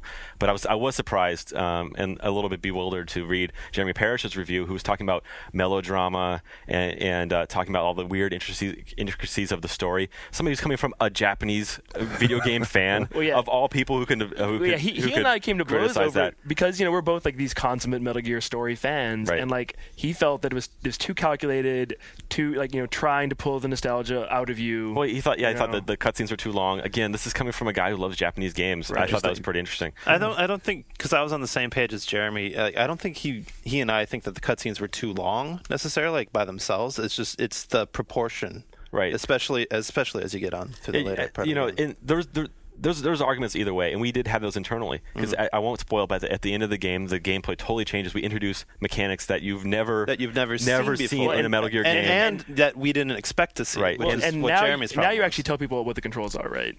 Because when I played it, you didn't. Fix that. Yes. So that helps too. Yeah. So you know what you're supposed to do, but it's totally different. There's different genres that you're playing at the very end of the game. And could we milk that and have like a 2-hour experience? Absolutely. And we were thinking about doing it, but it's better as a short kind of this is amazing, and then it's over pretty quickly, and we move on to the next thing, and it's just bam, bam, bam, bam. We could have milked it if we wanted to, but we decided that we wanted to have that impact and move on to the next thing and wrap up the game. So I understand where he's coming from, but as a producer on the game, somebody who was directing a lot of parts of the game, I was on the side of no, let's make it short and sweet and awesome. When you said proportionality, do you mean like the rhythm of the cadence of the way it falls of game moment and then cutscene and then game moment, the ratio halfway through the ratio shifts to be heavier on cutscenes, but they have so much story. Yeah, it is kind of necessary because there's so much to wrap up. Even in the first 2 hours, as much as I enjoy the cinematic presentation part, I really felt like I wanted some of the places where I was starting to like play the game to last a little longer. Just give me a little bit more time with the sticks before you took the stick back out of my hand. I know you're early in the game. I am. It's something that we actually addressed like in the intro, because with Snake Eater, the problem was it took like 30 minutes for you actually to even be able to control Snake at the very beginning.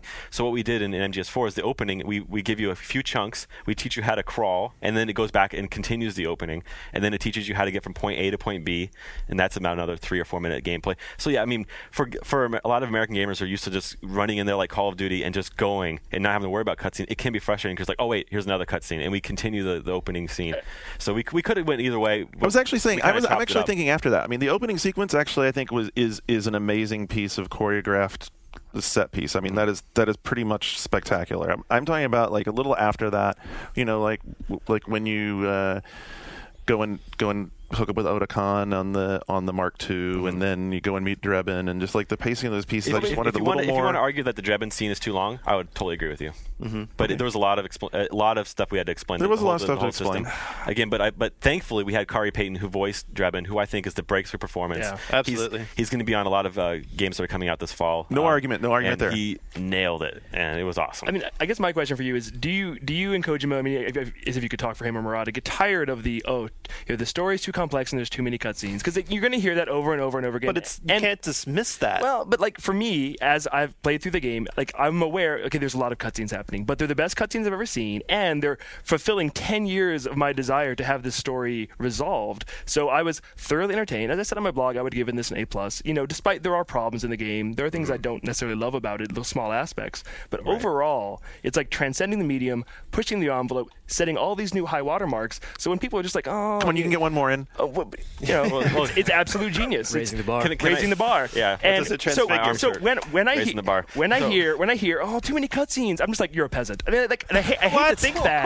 Well, I hate to think that. But that's it's like I'm sorry you can't enjoy this on the level it's meant to be. Master Shane, can I have my sharecropper today, please? Peasants aren't peasants aren't slaves. Oh, Don't wow. make me edit anything. But I love Metal Gear 2. Like I love the I'm not story. calling you a peasant, mind you. He's You calling just me, did. He's calling me a peasant. You just did, because I share a clearly lot of calling me a shame peasant. criticisms that Jeremy did. So you're calling all of us Well, peasants I think because it's we don't interesting. understand. I think it's interesting, and this goes not only for the MGS4 reviews, for Ninja Gaiden 2, and it's you play a game that's above and beyond like one of the best games you're going to be playing all year. Even Ninja Gaiden 2, it really is. Like if you're playing every game that comes out on pure retail, action, man. like you guys should be praising all this stuff. But you look at reviews and game enthusiasts, a lot of them just automatically go to the negatives and say, yeah, it's a really good action game, but you have this, and let me make sure that I point out this because I'm really I know about games and I know about game design. I could be a game designer if I wanted to, and here this and this, Right. this. Instead of That was awesome, by the way. Instead of complimenting and going about, wow, this is moving the bar, and this is something. Wow, this is worth $60. This is worth $50. The last time that happened, when we wrote about that GTA 4, all these glowing reviews, and the blowback to that was phenomenal. Like these writers and are. should you how care? could- I mean, I think it's something for you guys to decide. Like, Right. Honestly, should you praise a game like GTA 4 that does so many great things? And I think it's worth it. I think it's worthwhile because you're reviewing these games and you're telling these people, whether you should buy these or not. And look, you go back to a game that's going to sell maybe 10,000 copies, a really small game, and in your review, you're probably going to talk about a lot more of the positives it does to kind of show, we give it a little more positive spin because these guys put a lot of work into it, and you might talk about some of the negatives and wrap it up. But it seems like, with the AAA titles, it's almost like it's inherent. You have to start tearing down. I think like the certain aspects. insular like game reviewing community is like reacting to reactions from reviews, and they just bounce from like the AAA reactions. It's like, tough. But I think there's a disconnect when you see Metal Gear getting 7s or 8s, and then you see like the Bourne Conspiracy getting similar scores from these outlets, and like the gulf of difference between the Bourne Conspiracy game and Metal Gear Solid 4 is infinite, and like it just offends me that people like throw the same scores out to these games. I thought. I mean, again, I've never played. Maybe Grid is was it named Grid?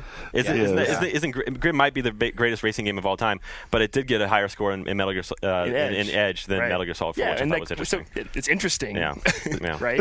Come on, dude. That's the UK bias of Edge. It's been there for like they always kind of throw some crazy scores out there, and they definitely have their own opinion on certain things, which I can respect. But and we talked about this the other day. I'm sure Hayes is going to get a higher score too. Like, Oh yeah, it already is. And in the documentary, to go back one more time, Kojima's being interviewed, and he's like, you know what? When you play Metal Gear, I don't want you to think the graphics are good or the game is fun. I want you to change as a person, and I want you to like reconsider your relationships with people you know. And like he really does put himself into this, and wants to challenge you, and wants you to think, and wants you to like reconsider your worldview. So have you done that? I have, and when I How? Metal Gear Solid 4 made me think about PMCs, which in a way I hadn't before. Blackwater didn't do that? Not in the way this did. I'm involved in this 20-hour experience. It's all about war and about your opinions of war, and like the fact that he brings up these real issues, Right. And brings them to light to people who don't really think about that normally. I'm partially playing devil's advocate, and I will agree that you don't really get those themes. Like, in games. is Rainbow Six Vegas 2 going to consider me, like make me rethink political stuff? I don't know. Maybe it will, but Metal Gear Solid 4 did, Yeah. and that's something. if you're looking for games to get you to be socially engaged with the world, then you should probably just sort of take a minute to frame your point of reference and think about how there are some actually big topics in the real world that don't need games But to bring them Garnet, to you. why are you saying that like people shouldn't want more from games and want more? From I don't storytelling think in that's a very games? valid argument because like movies and movie criticism has evolved along those lines. I mean, you look at like the divide between popular opinion and movie criticism. I mean, like you look at any movie that's come out recently, the reviews are like looking for something that's not there, and the audience is like, oh, it was awesome. I mean, like go to Fandango and look at the critics reviews and the user reviews of Kung Fu Panda. Isn't that what we're doing? Wait a minute, I'm Right? confused. Isn't that what we're doing right now? Right, but I think to say that that it doesn't need a game about a real world issue. I mean, this is the way that if games are going to be No, taken more you're seriously. missing what I was saying. I was saying that if that's the only way you can pick up on your real world issues, then you should just stop for a second. Why But I can't think, why I can't think it you're be being naive about the additional? point he was trying to make. You're being completely naive about What my you're point. You doing don't is get it. like when you go to a concert and the band gets political, you're like, shut up and sing. I think that's what the same kind of argument you're projecting. Like, I just want to blast off. Quit putting smart stuff in my game code, Jamo. I'm guarded. Wow. You know, I mean, You if gonna that's take what that, Garnett? if that's the way he wants to roll, that's fine. You know what? I'm kind of like I'm fine with that at this moment because I'm kind of tired of the whole I'm a game journalist and I'm going to tell you all about these highfalutin bullshit things. I like the fact that we have these fucking arguments about the way reviews should be analytical in this way or in this other way is drives me nuts. Like I think like the point John's making is exactly it. You know what? When I write a review, I want someone to read it and go, oh, okay, well that's cool. I understand where that's coming from. I get what that's about. And that's the job of the publication. If One Up wants to go into this different direction and say we're going to look at it in a deeper level rather than just explain all the mechanics and then give it a score, that's cool. And I respect it when a publication has kind of a uniformed voice like this. When you come to us, you're going to get a deeper analysis, or you're going to go to Wired and you're going to get a 50-word analysis that's just boom, boom, boom. You don't have to spend more than 30 seconds reading it. So I mean, I think it's up to the onus is on the writers and on the publication to kind of.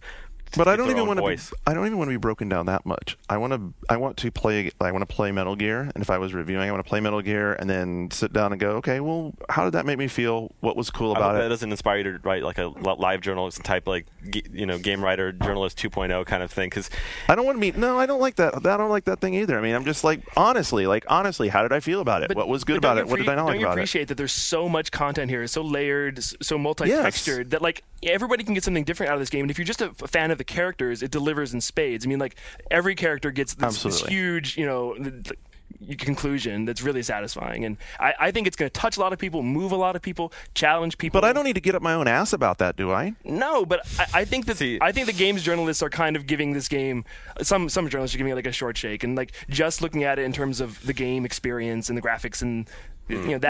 I think it's getting both ends because you've also getting sort of open fanboyism in some of the reviews as well. I've read some reviews where it's like, if I could give it a 15, I would. That it's kind like, of thing, yeah, well, we've always been big fans of it, and it's like, I don't need to know that. It's kind of like, how is your opinion valid if you're admitting to being a fan? But there is the whole like, if you've been a fan, you'll love it. If you've never liked it, you never will. There's a weird divide that people consider with Metal Gear Solid that you can't just like dabble in this series. And I think it scares off a lot of potential players. But to that point you were talking about earlier, which I thought you were going that direction. I thought you were going to be on the side of saying this is really encouraging that we talk about PMCs. I think this is a big win for a Japanese video game developer to talk about these real world issues because, I mean, not to bash Square Enix, but it's always they're talking about crystals and they're talking about the world's coming in because some kind of crystal's going to be broken or stolen by. I was disappointed by the lack of guns that are also swords in Metal Gear Solid. Exactly. So this is a big step, and even for like Western developers, they don't touch on a lot of political issues, and I think it's sad because you go to the movie theater and a lot of directors are touching on these like important everybody issues, like so. you know what I like the reason I have to respond to Shane like laying into me about that is everyone knows I like story-based games. Everyone knows that I like high concept and all that kind of you stuff. want these game what I developers was trying to point out to Shane was that his argument was that he couldn't get the PMC thing from fucking Blackwater, but he could get it from Metal Gear. But don't you think it's refreshing that it's in a video game?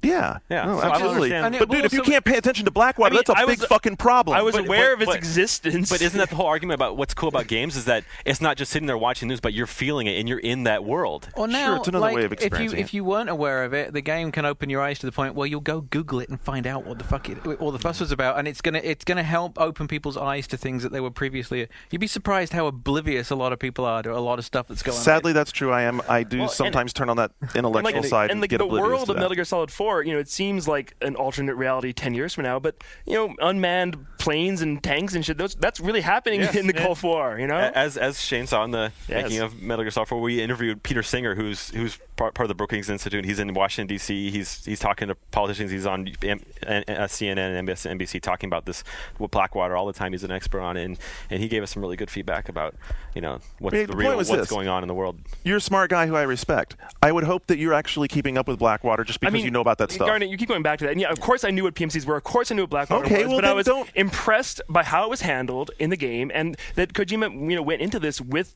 that ambition, like I'm going to tell this story. In addition to closing the story of. I like the way you put that a hell of a lot better than saying it's going to teach people all this great, wonderful philosophy or whatever. Everything's going to change when you get some more hours into the game. I think. I think you're going to. You know what? It certainly will. I mean, like I said, I've scratched the surface. Well, these are that's why I'm sticking out of like some of the deeper stuff. Is I have initial impressions. That's it. Good. I'm not going to can't wait. Again, I'm looking forward to your emails. I really want to hear what you think. We'll revisit it next week, I'm sure.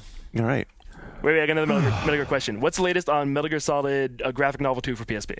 They've been nothing for like a year on it. Yeah, it's actually coming out, I think, next week in Japan. Are you serious? Yeah. On DVD. Wait, on DVD? Yeah. Does it have all the English voices on it? No, it's Japanese voiceovers. What about PSP? So, as you can imagine, we've been pretty busy with Metal Gear Solid 4, so that kind of got put on the back burner for a while. So when I get back, I'm going to be back in Japan next week, and I'm going to see where we're at on that. And hopefully we can bring it to States, because I think there's a market for it, because people want to get... Especially if it is fully voiced and has the first one and the second one, I think there's a huge market for that. And there's a lot of that stuff coming. I mean, there's like a lot of the big superhero movies, they're starting to look at these sort of interactive graphic novel type products and web-based things. And Sure.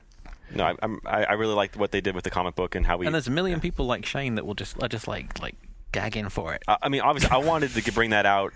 I wanted that out last Christmas to get people prepped up for MGS4, but it's just because of how much time and effort it takes to put in it. I have one more question. If I were to write a strongly worded letter about the registration process for Metal Gear Online, who would I address it to? You would address it to one of those guys over at Konami US, maybe Anthony Krauts, who's the VP of marketing. Okay. Because we're I mean, because it really is. You would be like surprised. So, yeah. It's frustrating, incredibly, incredibly frustrating, and they kept it for the US, like the actual game. Right. So do it. I encourage you to. I will write a strongly worded letter. All right. Wow. That was a spirited little thing, and I feel less and less like a hardcore gamer every time we do these things. Well, we should definitely hit it again next week. I think it's because it's going to be... I have a feeling it's going to be very different. It's not going anywhere. I won't be here next week. Oh, that's neither will I. I'll be in LA with you. No, yeah. Are you going on that? I am. Okay, cool. See you on the beach. Woohoo! We'll just rerun the pool episode again. No, actually, I was thinking about it. Like, we'll talk, but I was thinking like a voice recorder. Maybe we'll send you some MP3 files to like mix into whatever you're doing, so you have some stuff. That's a good idea. I think it'd be cool. Us live on the beach. Yeah, something. Talk about So you'll drunk dial him, basically? Yeah. Oh, wow. Oh, awesome. Thank you. Can't wait.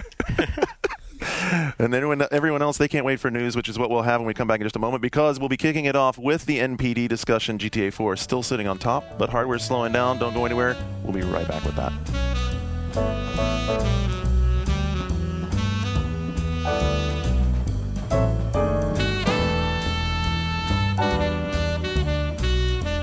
All right, we're back and ready to hit the news.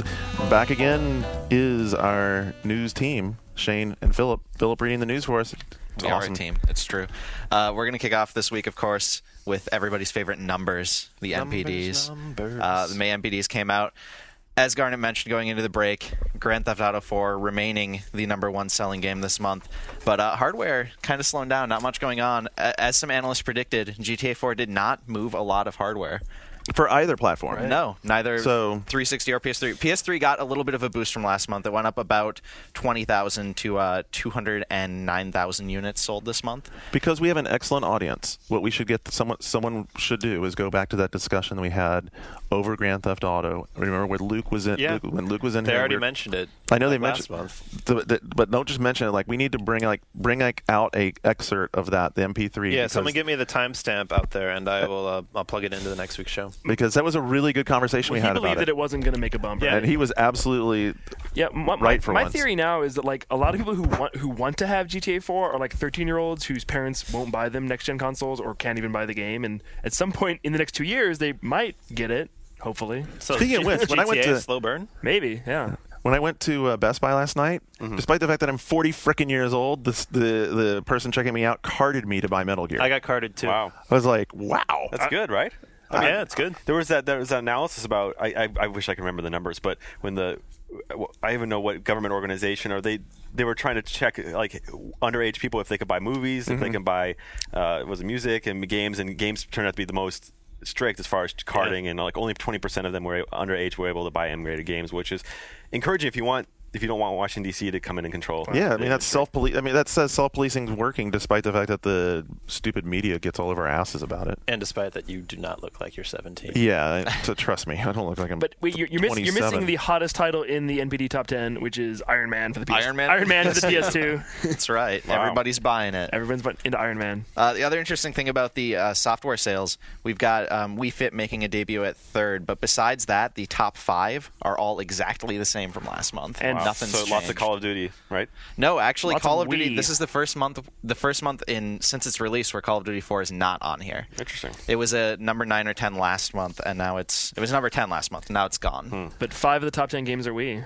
Yeah, that's right. Well, I mean, and the thing that really stands out still is, despite the fact that it's May of 2008, Nintendo, between its two platforms, still sells over 1 million pieces of hardware. It's like, oh yeah, we just, cool 675,000 Wiis and 450,000 DSs, no big deal. Just, it's just Another day at the office. It's just May. No big shit.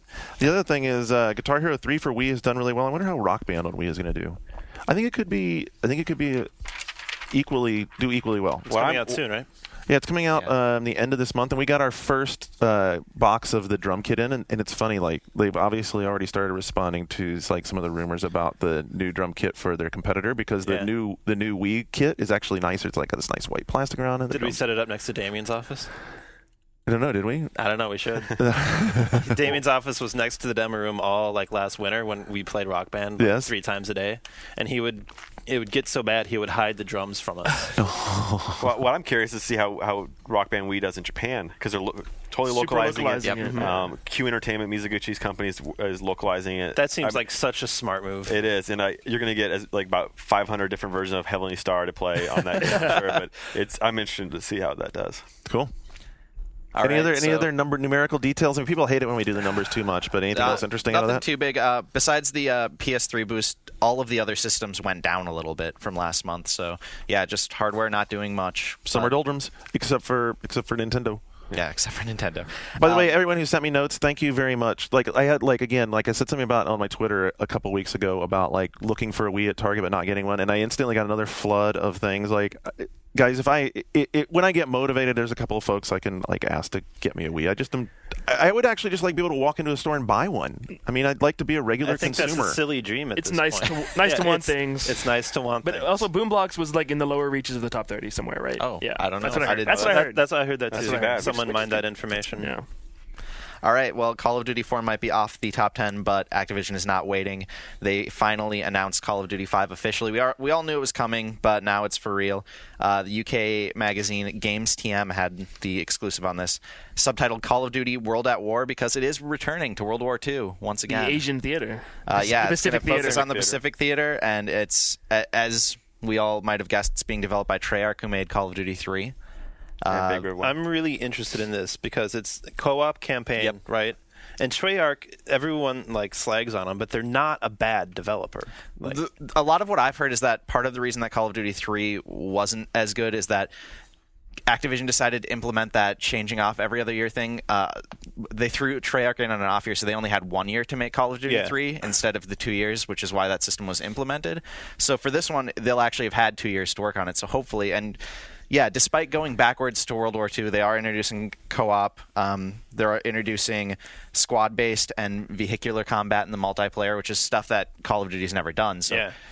It's Maybe. the other thing I'm really worried about is that in there that like the tone is going to change. Yeah, like they're really emphasizing the they brutal actually tone. some people described it as they're trying to make it more of like a survival horror experience almost. Okay, But stop. it's like putting out Wait a minute. cigarettes in eyeballs. I just Wasn't it slitting the throat of a Japanese guy? something like and that. watching the blood I'm pour afraid down? they're going Oh, to turn it boy. into Soldier of Fortune, where it's just like heavy-handed violence for the sake of violence and Due to embargo, right. I cannot speak very much to this subject because I can't say anything that really wasn't in this. But I was at Treyarch Studios for the past 2 days in Santa Monica. And first of all, yeah, I mean, your assumption that Andrew, your assertion that Treyarch is a good group is absolutely correct. It's a strong group. They have a ton of people working on the title. They're all very committed. And does it say in here? Does it note what eggshells. engine they're working on? No. Okay, they're working on a very, very well refined and developed engine. A well-known and that has popular that engine. has a very robust set of tools that they've actually improved on quite a bit, and that means that the game that they're producing already looks very polished. Okay. So I will look forward to you being able to tell us more about that on a future episode. I'm not worried about like the polish or the technical. I'm just worried about the content. Well, are you worried about like the consumers getting upset because probably That's part of probably it. don't have to worry because about They're not gonna 5,000 buy people are it. going to buy it. But I'm worried about like the heavy-handedness that could easily happen with like the gratuitous fine, like Soldier of Fortune. it's not Soldier of Fortune-ish. Yeah. However, if you are familiar with the type of fighting that took place in the Pacific Theater, Okay. you'll understand that Okay. it's pretty. Yeah, I've seen the Ken Activision's going to burst in here any second and drag Garnet out of here. So.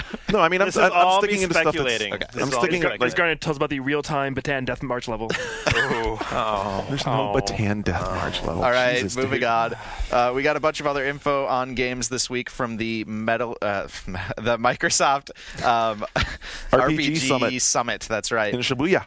They announced that Star Ocean 4 are going to be coming to the 360. We knew that Star Ocean 4 was coming out, but they hadn't announced the platform yet. It's subtitled The Last Hope, and it's going to be coming sometime in 2009. They didn't. Square Enix was a little bit dodgy on whether or not it might be coming to the PS3 eventually. I think they later said that it is. It is eventually? Okay. They couldn't say it at the event, But yeah. it's definitely coming to the 360, which is big news for 360. Y'all JRPG laugh all you fans. want. I love Star Ocean. I'm I've a fan of it always too. loved Star Okay, Ocean. fan of it I was as well. laughing because of the subtitles so The Last funny. Hope. Last Hope. Well, yeah. It's so relevant. As somebody who played Star Ocean 2 and 3 and reviewed 3, like I was a little shocked by the outpouring of love for Star Ocean. I mean, it's a solid B tier series. Like, you know, it's somewhere between Tales and Suikoden in like the B tier pantheon, but it ain't Final Fantasy, folks. It is in Dragon Quest. It's Star Ocean. I mean, it's good, and I'm excited. I but, always enjoyed you know. I had a good time with the combat system where you're playing one character and as had the. 3's combat was almost really good, but there were some problems when like enemies would fall over. There were was like some a problems. 2-second animation where you couldn't hit them, and it was really frustrating. And I mean, the whole thing is always very solid B quality stuff. So if he rises above that, what's his name? Yamagishi, the nice guy who makes this game, I'll be impressed. But we'll see. All right, so I'll be on the sidelines cheering for it. Yeah, maybe you're not as into Star Ocean. How about Tales of Vesperia? I think that looks really good. They're Does look putting really a Xbox 360 bundled version of Tales of Vesperia in Japan on August 7th. Does when it come with a cool faceplate? I believe it does. And they also announced Tales of Magazine, the magazine yeah, that's only about right. Tales games. The game's going to be coming in August in North America as well, although they didn't give a specific date, but it's August 7th in Japan, so it should be shortly after that. Infinite Undiscovery, which is another Tri-Ace game, that's going to be coming September 2nd in America. And then Last Remnant from Square Enix, the Unreal Engine game they're doing, is going to be coming this winter, they said, later this winter. The big news, it's debuting exclusively on Yep. Xbox 360. Timed exclusive on the 360. No release date for the PS3 version announced so far. I'm like just so geeked out. This is like my summer present because I love these games. Yeah, like me too. So anyway, So that's this that's fall, my summer present. a lot of JRPGs. I do love JRPGs. Not all good news for Microsoft, though, although maybe this is good news. Jeff Bell, their corporate vice president of global marketing, leaving the company. He's going to be replaced by the current Microsoft Game Studios head Shane Kim, who's going to be promoted to the new position of corporate vice president of strategy and business development, which is an amazing title. Sexy. Very. And as N guy asked, how long before Bell winds up over at EA? I mean, that's where that's where you in go, his right? statement, didn't he say that he's going to move into something outside of entertainment or a love of his? Pursue a passion outside of entertainment. Right.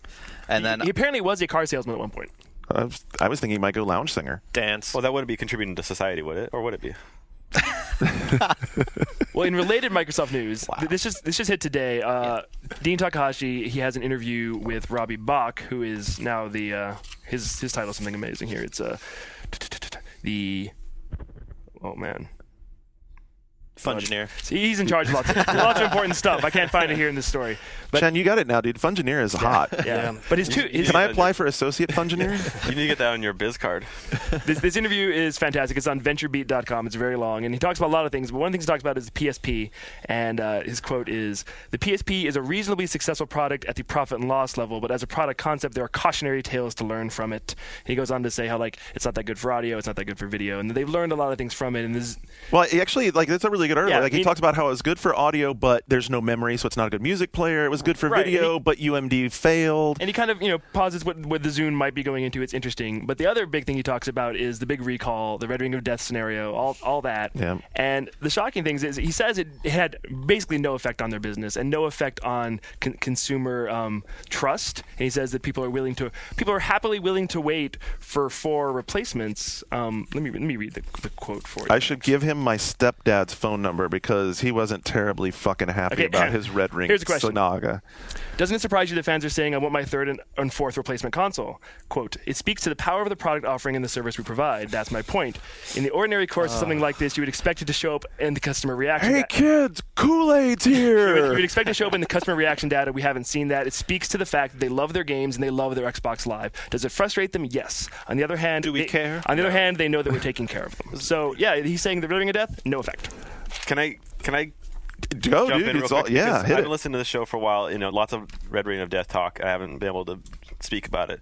I think it speaks to the power of the internet because back in PS1 days, I went through 3 PlayStation 1s. 1000s, yeah. And you just didn't have that voice. This is really good. It's like it's consumerism. Totally agree. You can fight back against Microsoft. And say, look, this is ridiculous, and they have to address it. Whereas back in '95 when we were all flipping them upside down. yeah, exactly, Yeah. or Oh, like yeah. putting pillows on top of them or whatever. It was Turning him sideways and propping him against a wall and Yep. like, oh shit, this thing got to run. So I always felt like the PS1 hardware numbers were embellished because people were just replacing the ones that broke, and I went through 3, and it sucked. I went through 2, and I have a 3rd one. I had to. But I think on the other hand, though, with the internet now, it's like I was thinking back to the whole Wii's going through a TV problem. I think, you get 5 or 6 people reporting that online, and all of a sudden it's a phenomenon. You know what I mean? Exactly. And that's and then you tell people you got a Wii, they're like, is that the thing you break your TV with? You know what I mean? So it's like, you know what I'm saying? It's like, I'm not saying the Red Ring of Death wasn't a big issue, but at this day and age where, everyone blogs and talks about, and right away, it's like we're talking about, oh, mine died. Although anecdotally, just about everybody I know in the video game industry has gone through Red Ring of Death, Yeah, which is I mean, pretty incredible. yeah. but just that what can be a problem can quickly turn into a perceived Absolutely. Exactly. So regardless what the numerical data was, it became a big problem for them, and they did not handle it especially well. I mean, they never were able to get out in front of it. Even I don't know even how when much they put Guy just told $1 us it billion wasn't a problem. They response spent to $1 billion. it. They spent $1 billion, but yeah, ultimately, and they never got in front of it. no publicity-wise. long-term effects. People are so anxious to hate Microsoft. It's like Google's going to wind up owning Yahoo and the whole internet, and everyone's going to be happy about it because it wasn't Microsoft. Yeah, well, I don't know. It's still it's a good piece of hardware. Lots of great software. I mean, I was more than happy to buy another one, even though it's an expensive console. But there's so much great software. It's hard not to. All right, so we talked a little bit about Metal Gear Solid 4, but we didn't talk about the music.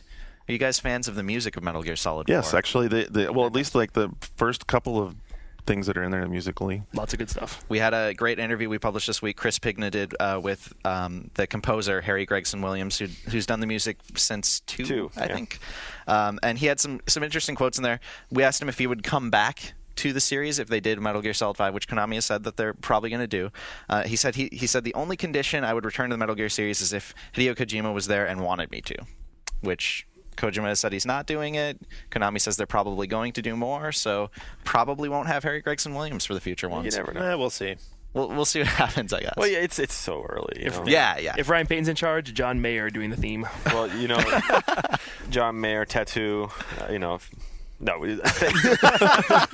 thankfully, Mr. Kojima will always have, as long as he's at Konami, as long as he's at Kojima Productions, he's gonna have a lot to say about what goes in Metal Gear. Even if he's not producing or directing it, you're not gonna have hip hop in MGS5. I can guarantee you that, and because he's so against it, he hates it. He hates it so much, and there was no way. Even if I was a big hip hop fan, which I'm not, but yeah, so. It'll be interesting to see what happens. Okay. But really quick, Ryan, can you clarify? Harry Gregson Williams did not compose all the music for the game. He didn't. Correct? No, we had a lot of in-house composers. So yeah, there's the soundtrack. It's out in Japan. There's 2 discs. It's full of just really amazing music. As opposed to the 1-disc version that's included in limited edition. Yes, that's right. Sampling. Did you ever get back with Billy? It's still pretty solid. Did you ever get what? Did you ever get back to Billy? About Billy buying me the soundtrack? No, he failed me. He also didn't buy me the T-shirts from Uniqlo. You know what I thought later? It was like, why the hell did I ask him to buy it for me? That was stupid. Yeah. Anyway. Harry Gregson Williams also hinted that he believes Kojima might still be working on the Metal Gear Solid movie. He said, whenever I had Hideo in my studio, I was like, hey, I bet I know why you're over in Hollywood right now. And he said, especially there was one visit that Kojima made where Harry Gregson Williams was finished with the music, Kojima was finished making the game, but he was still hanging out in Hollywood. And he's like, I bet you're talking about meetings up the road in Hollywood. And Kojima wouldn't say anything to him. He was seen meeting with Tom Cruise at the Scientology Celebrity Center. Oh, wow. Tom Cruise was attached to Metal Gear Solid as Solid Snake like 5 years ago. Really? Yeah. But who would you want starring in it now? Ryan Payton. There we go. Ryan, you wanted to talk a little bit about the big event? Yeah, well, it was pretty in awesome. You might have this on your news about with the New York event. We had a midnight launch, about 600 people lined up. We had Anthony Parisi there. He has a full report on one up. Yeah, oh, good. Lots of pictures. Yeah, so Mr. Kojima and Yumi Kikuchi were there to sign copies of the game. At the same time, or actually 3 hours later, it was myself, Kenny Maizumi, David Hayter, and then we also brought the voice actors for Drebin and Ocelot there. So signing copies at Best Buy in Hollywood. We had 500 people lined up around the block. We signed about 250 copies of the game. We had to turn away the remaining 250. Oh, it's a shame, dude. Gamers, which sucks because Best Buy just had to close down. It was approaching 3 a.m. Wow. It got ridiculous because David Hayter has so many fans. They want to take pictures, they want to talk to him, and we had to be. A lot of the organizers they had to be kind of jerks, but they said like, we got to move on. Like, this is ridiculous. But it was amazing. Wait till you see what happens tomorrow. Yeah. Well, it's going to be chaos. So tomorrow Because you're all there on Saturday at the Matreon in San Francisco. It's going to be Mr. Kojima. It's myself, Kenny Maizumi, Yumi Kikuchi. Absolute chaos. I expect lots of cosplay. Oh, and, yes. it's going to be good. Well, Looking forward to it. GameStop in Santa Monica, we had 40 That's not bad. that I happened to wander to after having too much to drink and going to get a Tommy's burger. Did anybody recognize you? Yeah, it was actually a couple of people did. And some of them, I was actually meant to note their emails down, but I Because you appreciate had too much to drink? No, because I went over and talked to the people. It was funny. I went over and talked to the people in the line, and like the dude from GameStop kept coming out and said, "I'm gonna have to ask you to leave. You can't stay down here and talk to these people." I'm like, "Really? What? I'm just talking to them about games." Did he recognize that you'd had too much to drink? I have no. Well, by this time I had had a fabulous ultimate Tommy's burger. What did you had? Oh. Some ultimate. You ever had this? Like, evidently it's some sort of with LA the chili. tradition. Yeah, that's like a chili on it. Chili on right? everything, dude. It was chili. Yeah, exactly. You order fries, they have chili on it. You order good Diet shit. Coke, it has chili on it. That's good. It was not bad. Anyway, yeah, there was like 40 people lined up there. There were some fans. There's one of them who actually does some animation work down there. He said say hi. So anyway, thanks. It's cool. Good. We had All right, 40. now I for didn't sign something- anything. Well, you probably could have. You said, Did you Twitter about it? Because that's kind of like the new signing. I don't know if I Yeah. did or not. I'm sure you did. Yeah. All right, now for something far more depressing to move into. LucasArts late last week, laid off 50 to 100 employees. This has happened just a few days after the release of Lego Indiana Jones. The people that they laid off include team members from the nearly complete Star Wars Force Unleashed, and according to rumors, Sean Stork, who was the producer of both Lego Star Wars and Lego Indiana Jones.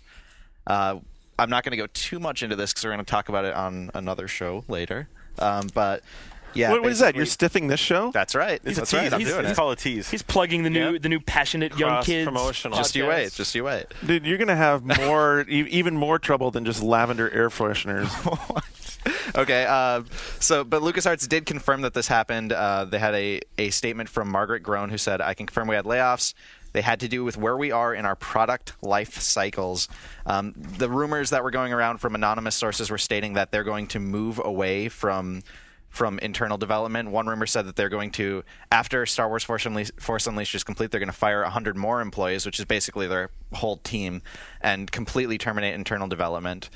But she said in her statement, "We're not halting internal development. We're committed to the internal studio." So It's one we're not going to know until the end, but it would be a paradigm shift in the way LucasArts handles their game production, because they've always been very, very adamant about holding their key properties internal, where they had absolute control over them. They didn't have to worry about third parties. But if you go look back and look at his name just escaped me. Was his name Peter? The guy who ran LucasArts Studio just left the vice president. That guy. Yeah, I know. Jim like- Ward, is that who you mean? No, his name flew out of my head. I've met him like a million times. Anyway, super nice guy. He left, and there was some indication at the time that he left there was over creative differences. I mean, there could actually Yeah, be a that change was there. Jim Ward. That was the president. Yeah, of LucasArts. Jim Ward, right? Yeah. Jim Ward, I mean, but exactly. This is a studio that is completely unrecognizable from what it was when it started. I mean, look back to the 80s, and LucasArts is nothing like LucasArts. But it'd still And be this- a shame if this happened, because I seen Force Unleashed a couple weeks ago. There's an EGM preview coming out, and it's a really good-looking game. So it'd be The other really thing they have sad. coming out is Fracture, which there were also anonymous comments from people saying basically Fracture's almost done and it looks awful. Oh. Well, that doesn't. Yeah. Hi, I said that a year ago. And generic. Well, let's hope they move But, on I mean- to the Scum games on DS. Yeah. Yeah. Yeah, And so a that, new like that's X-Wing the versus part. TIE Fighter. That's the part that they now need to go back and recapture. And I don't know that getting away from internal development will do that for them. But I could see where they're coming from. I mean, to their minds, Star Wars has like really been put to bed. I mean, the movies are done now. We're way past them. New movie comes out in Yeah. August, dude. It's Star Wars will Clone always Wars. live but on. but that's a whole new generation and evolution of it. It's not the classic. You know what I'm saying? Like, But for Lucas to stop making Star Wars games, I think is a bad idea. They're not going to stop making Star Wars games. They're just going to Stop developing. outsource Yeah, the they're gonna stop development. They're developing. gonna- exactly, Star Wars games. And, exactly. I mean- Like turn the page. Yeah. Again, the anonymous commenters basically they listed off some of the games that LucasArts is going to be working on that they're going to outsource development on, and it included 2 Star Wars games, which was Knights of the Old Republic 3 and Battlefront 3. So. X-Wing versus TIE Fighter. I want more. Also, sad news. Possibly sad news, not really, but there was a rumor going around that Flagship had employees leaving in droves this week. This started at the online journal of a programmer, Guy Somberg, who basically he was kind of having a bad day. I guess one of his friends had just left. He'd started hearing rumors that other people were thinking about leaving, so he wrote a blog post talking about how badly Hellgate is done and how Flagship is kind of failing. And then Flagship PR kind of went into full alert and tried to kind of fix this. They sent out a statement from their CVO saying basically that this guy was just having a bad day. They've had It wasn't meant to be like a less than 10% turnover. That's right, less than 10% turnover. So I don't know. Flagship could be in trouble. Maybe they're not. Well, but I mean, they made the point that Hellgate isn't even out yet in some of the territories, and it's apparently successful in Korea, and Mythos isn't even really out yet. So Yeah, people are trying to bury them, and they're like, we're still here. We also had an interesting post to kind of go along with this recent post on the Something Awful forums from some guy who claimed to be an employee for the company that hosts Hellgate's servers, and he says that EA ordered 800 servers based on how overhyped the game was. They ended up only needing 150, and it totally wiped out the profit from that company, all the profit they'd made in the last 5 years. Yikes! But they couldn't really sue them for the money because it would have been better for them financially to just take the money from the 150 servers they were still using. Wow. So I don't know. Whatever is going on, it sounds like Flagship is having a little bit of trouble. Wiped out the profit who had made? The server server company. Oh, the server company. Not like EA or something. All of EA's profits in the last 5 years gone. Look, you got to watch your pronoun reference structure there, okay? Says Garnet Lee. Wow. Yeah. All right. Moving on, another group that's been sort of struggling, the Electronic Software Association. They've recently lost some pretty big members: Activision, Vivendi, LucasArts, and id Software. All departed. Haven't really said why. So the Washington Post actually did a really, really great investigation into this. That's definitely worth reading. They basically came to the conclusion that the biggest factor was that the cost of membership of being in the ESA is rising a lot. Fees were raised twice in recent years, and one publisher claimed to the Post that the membership fee was quadrupled from one year to the next. Whoa. Didn't I read that they spent $330 million on lobbying? Yeah, recently. Or... It's insane. Basically, apparently, you have to pay a lot of money to be a part of the ESA. Todd Hollinshead, who's the CEO of id, he said that their departure. He confirmed it was completely financial. It wasn't political, and he said that it might not be permanent. They might come back eventually, but clearly the financial situation is going to have to change for that to happen. Well, if you're like id and you only put out one game every 2 years or 3 years, like maybe just reapply right before your game comes out, and then Go to the E3 that you're going to show your game, and then get a little love and move on. Yeah. That might be exactly it. The ESA president, Michael Gallagher, he said that it was emblematic of the transitory nature of trade groups. Said it's not a big deal. People are going now, but they're going to come back. He was trying to kind of say doesn't matter really. I don't know. What do you guys think? E3 is not what it once was.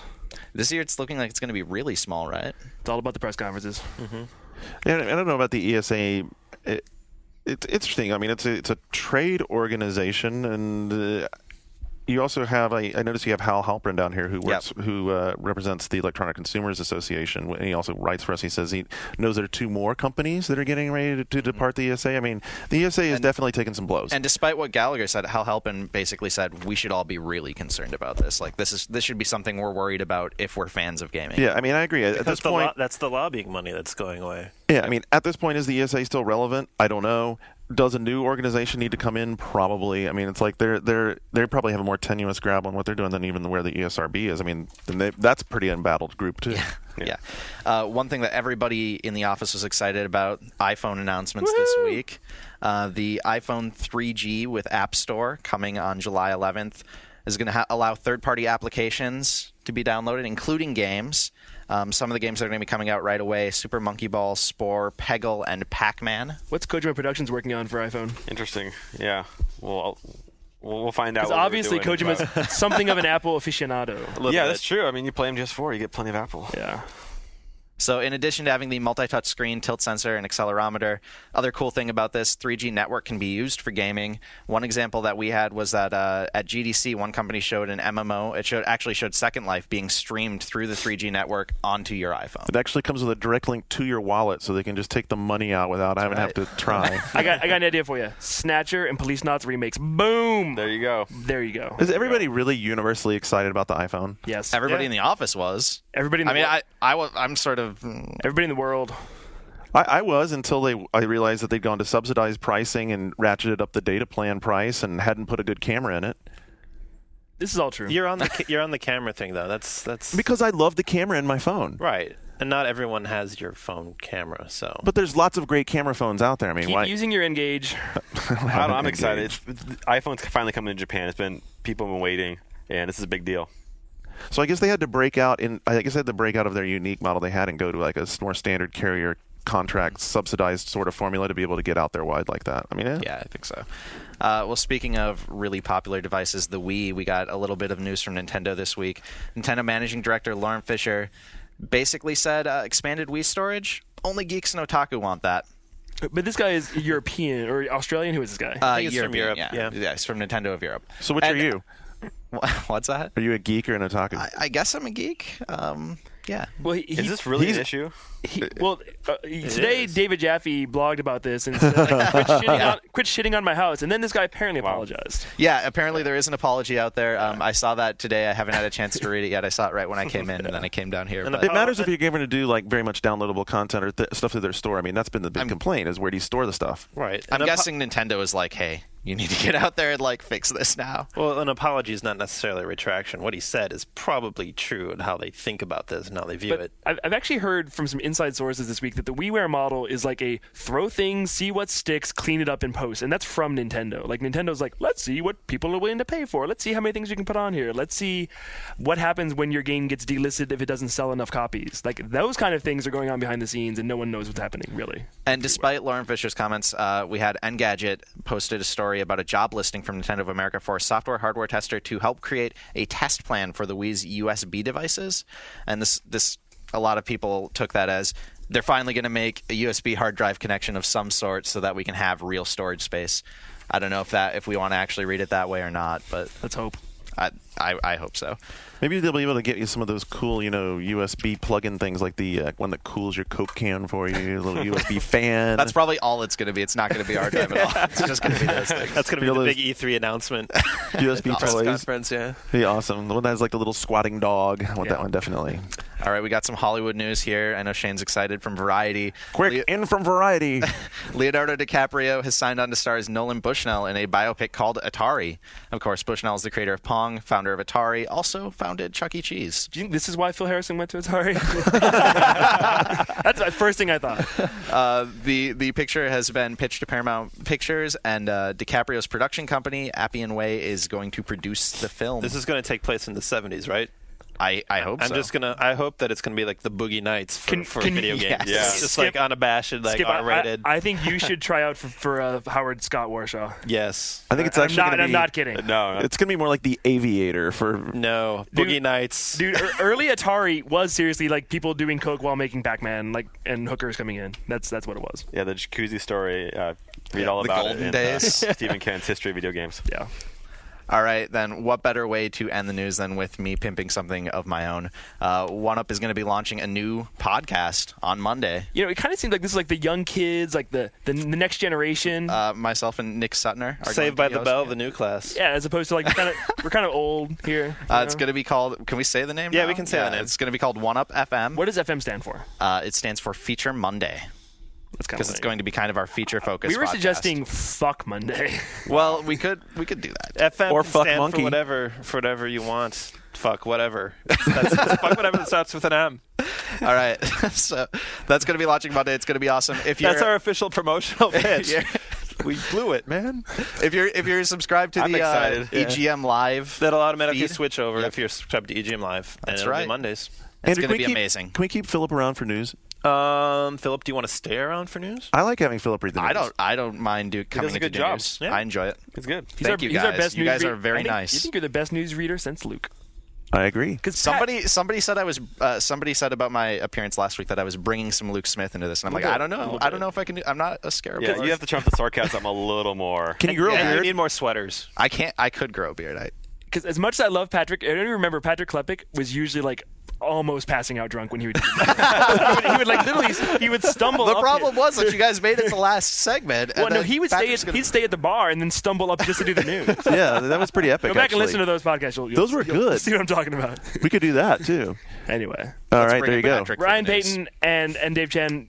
It's amazing that we got such big name celebrities. Well, thanks for having us. Thanks for It's been a coming. nice XBN reunion, right? Yeah. Yeah. Thanks, guys. It's nice to see you guys together again. Love having you Garnett here. and Ryan, in the same room. Thank you, sir. And if you're in San Francisco, come out to the Metreon at 4:00 on Saturday the 14th. With your best cosplay outfit. and you Metal Gear you related. might get What are your you looking for in cosplays? Are you going to make any requests? I mean, someone will do it for you. Cardboard box. Naked Raiden. No, then no. There we go. I want the Naked Raiden. It is San Francisco. I want 6 And it people is to Gay dress Pride up Week as this week. Shagohod. I want fat man on roller skates with like his chalice. There's so many wacky, crazy characters. Shane, you yeah. going to be there 4 p.m. at the Metreon? You going to go? I will be there. There you go. So not only that, you'll get superstar Shane Bettenhausen. I'll be there as working well. though, so don't. I'll be there also. So Don't. Yeah, talk to me And about Philip will be there. Yeah. Are you going to be there? No. Oh, I'm just going to be hanging out with you, Shane. Yeah, I'm just going to hang out too. Ryan Payton. You'll be there fending off throngs of screaming fangirls. It's going to be, it's going to be chaos. I'm Yeah. pretty, and plus, I've never been in San Francisco during Gay Pride Week or Gay Pride Weekend, so I guess Wow. there'll be like tons of parades. I don't know. We're going to be competing with them. oh, dude, or, does a parade go right past there? I don't know. It goes. I think it usually goes on Market. There's They full. usually shut There's down the full Market. frontal in that parade. Watch out. Well, see, then I get my naked ride and my naked cosplay, so I'm very excited. oh dear. Wow. All right, everybody. Thank you for listening. For Andrew and Shane and Philip and David and Ryan. Again, thanks, guys. This is Garnet. Next week, Shane and I are gone. We'll figure out something the week after that. We have tons of stuff to talk about pre-E3. Boards.oneup.com. Until then, we're Ghost.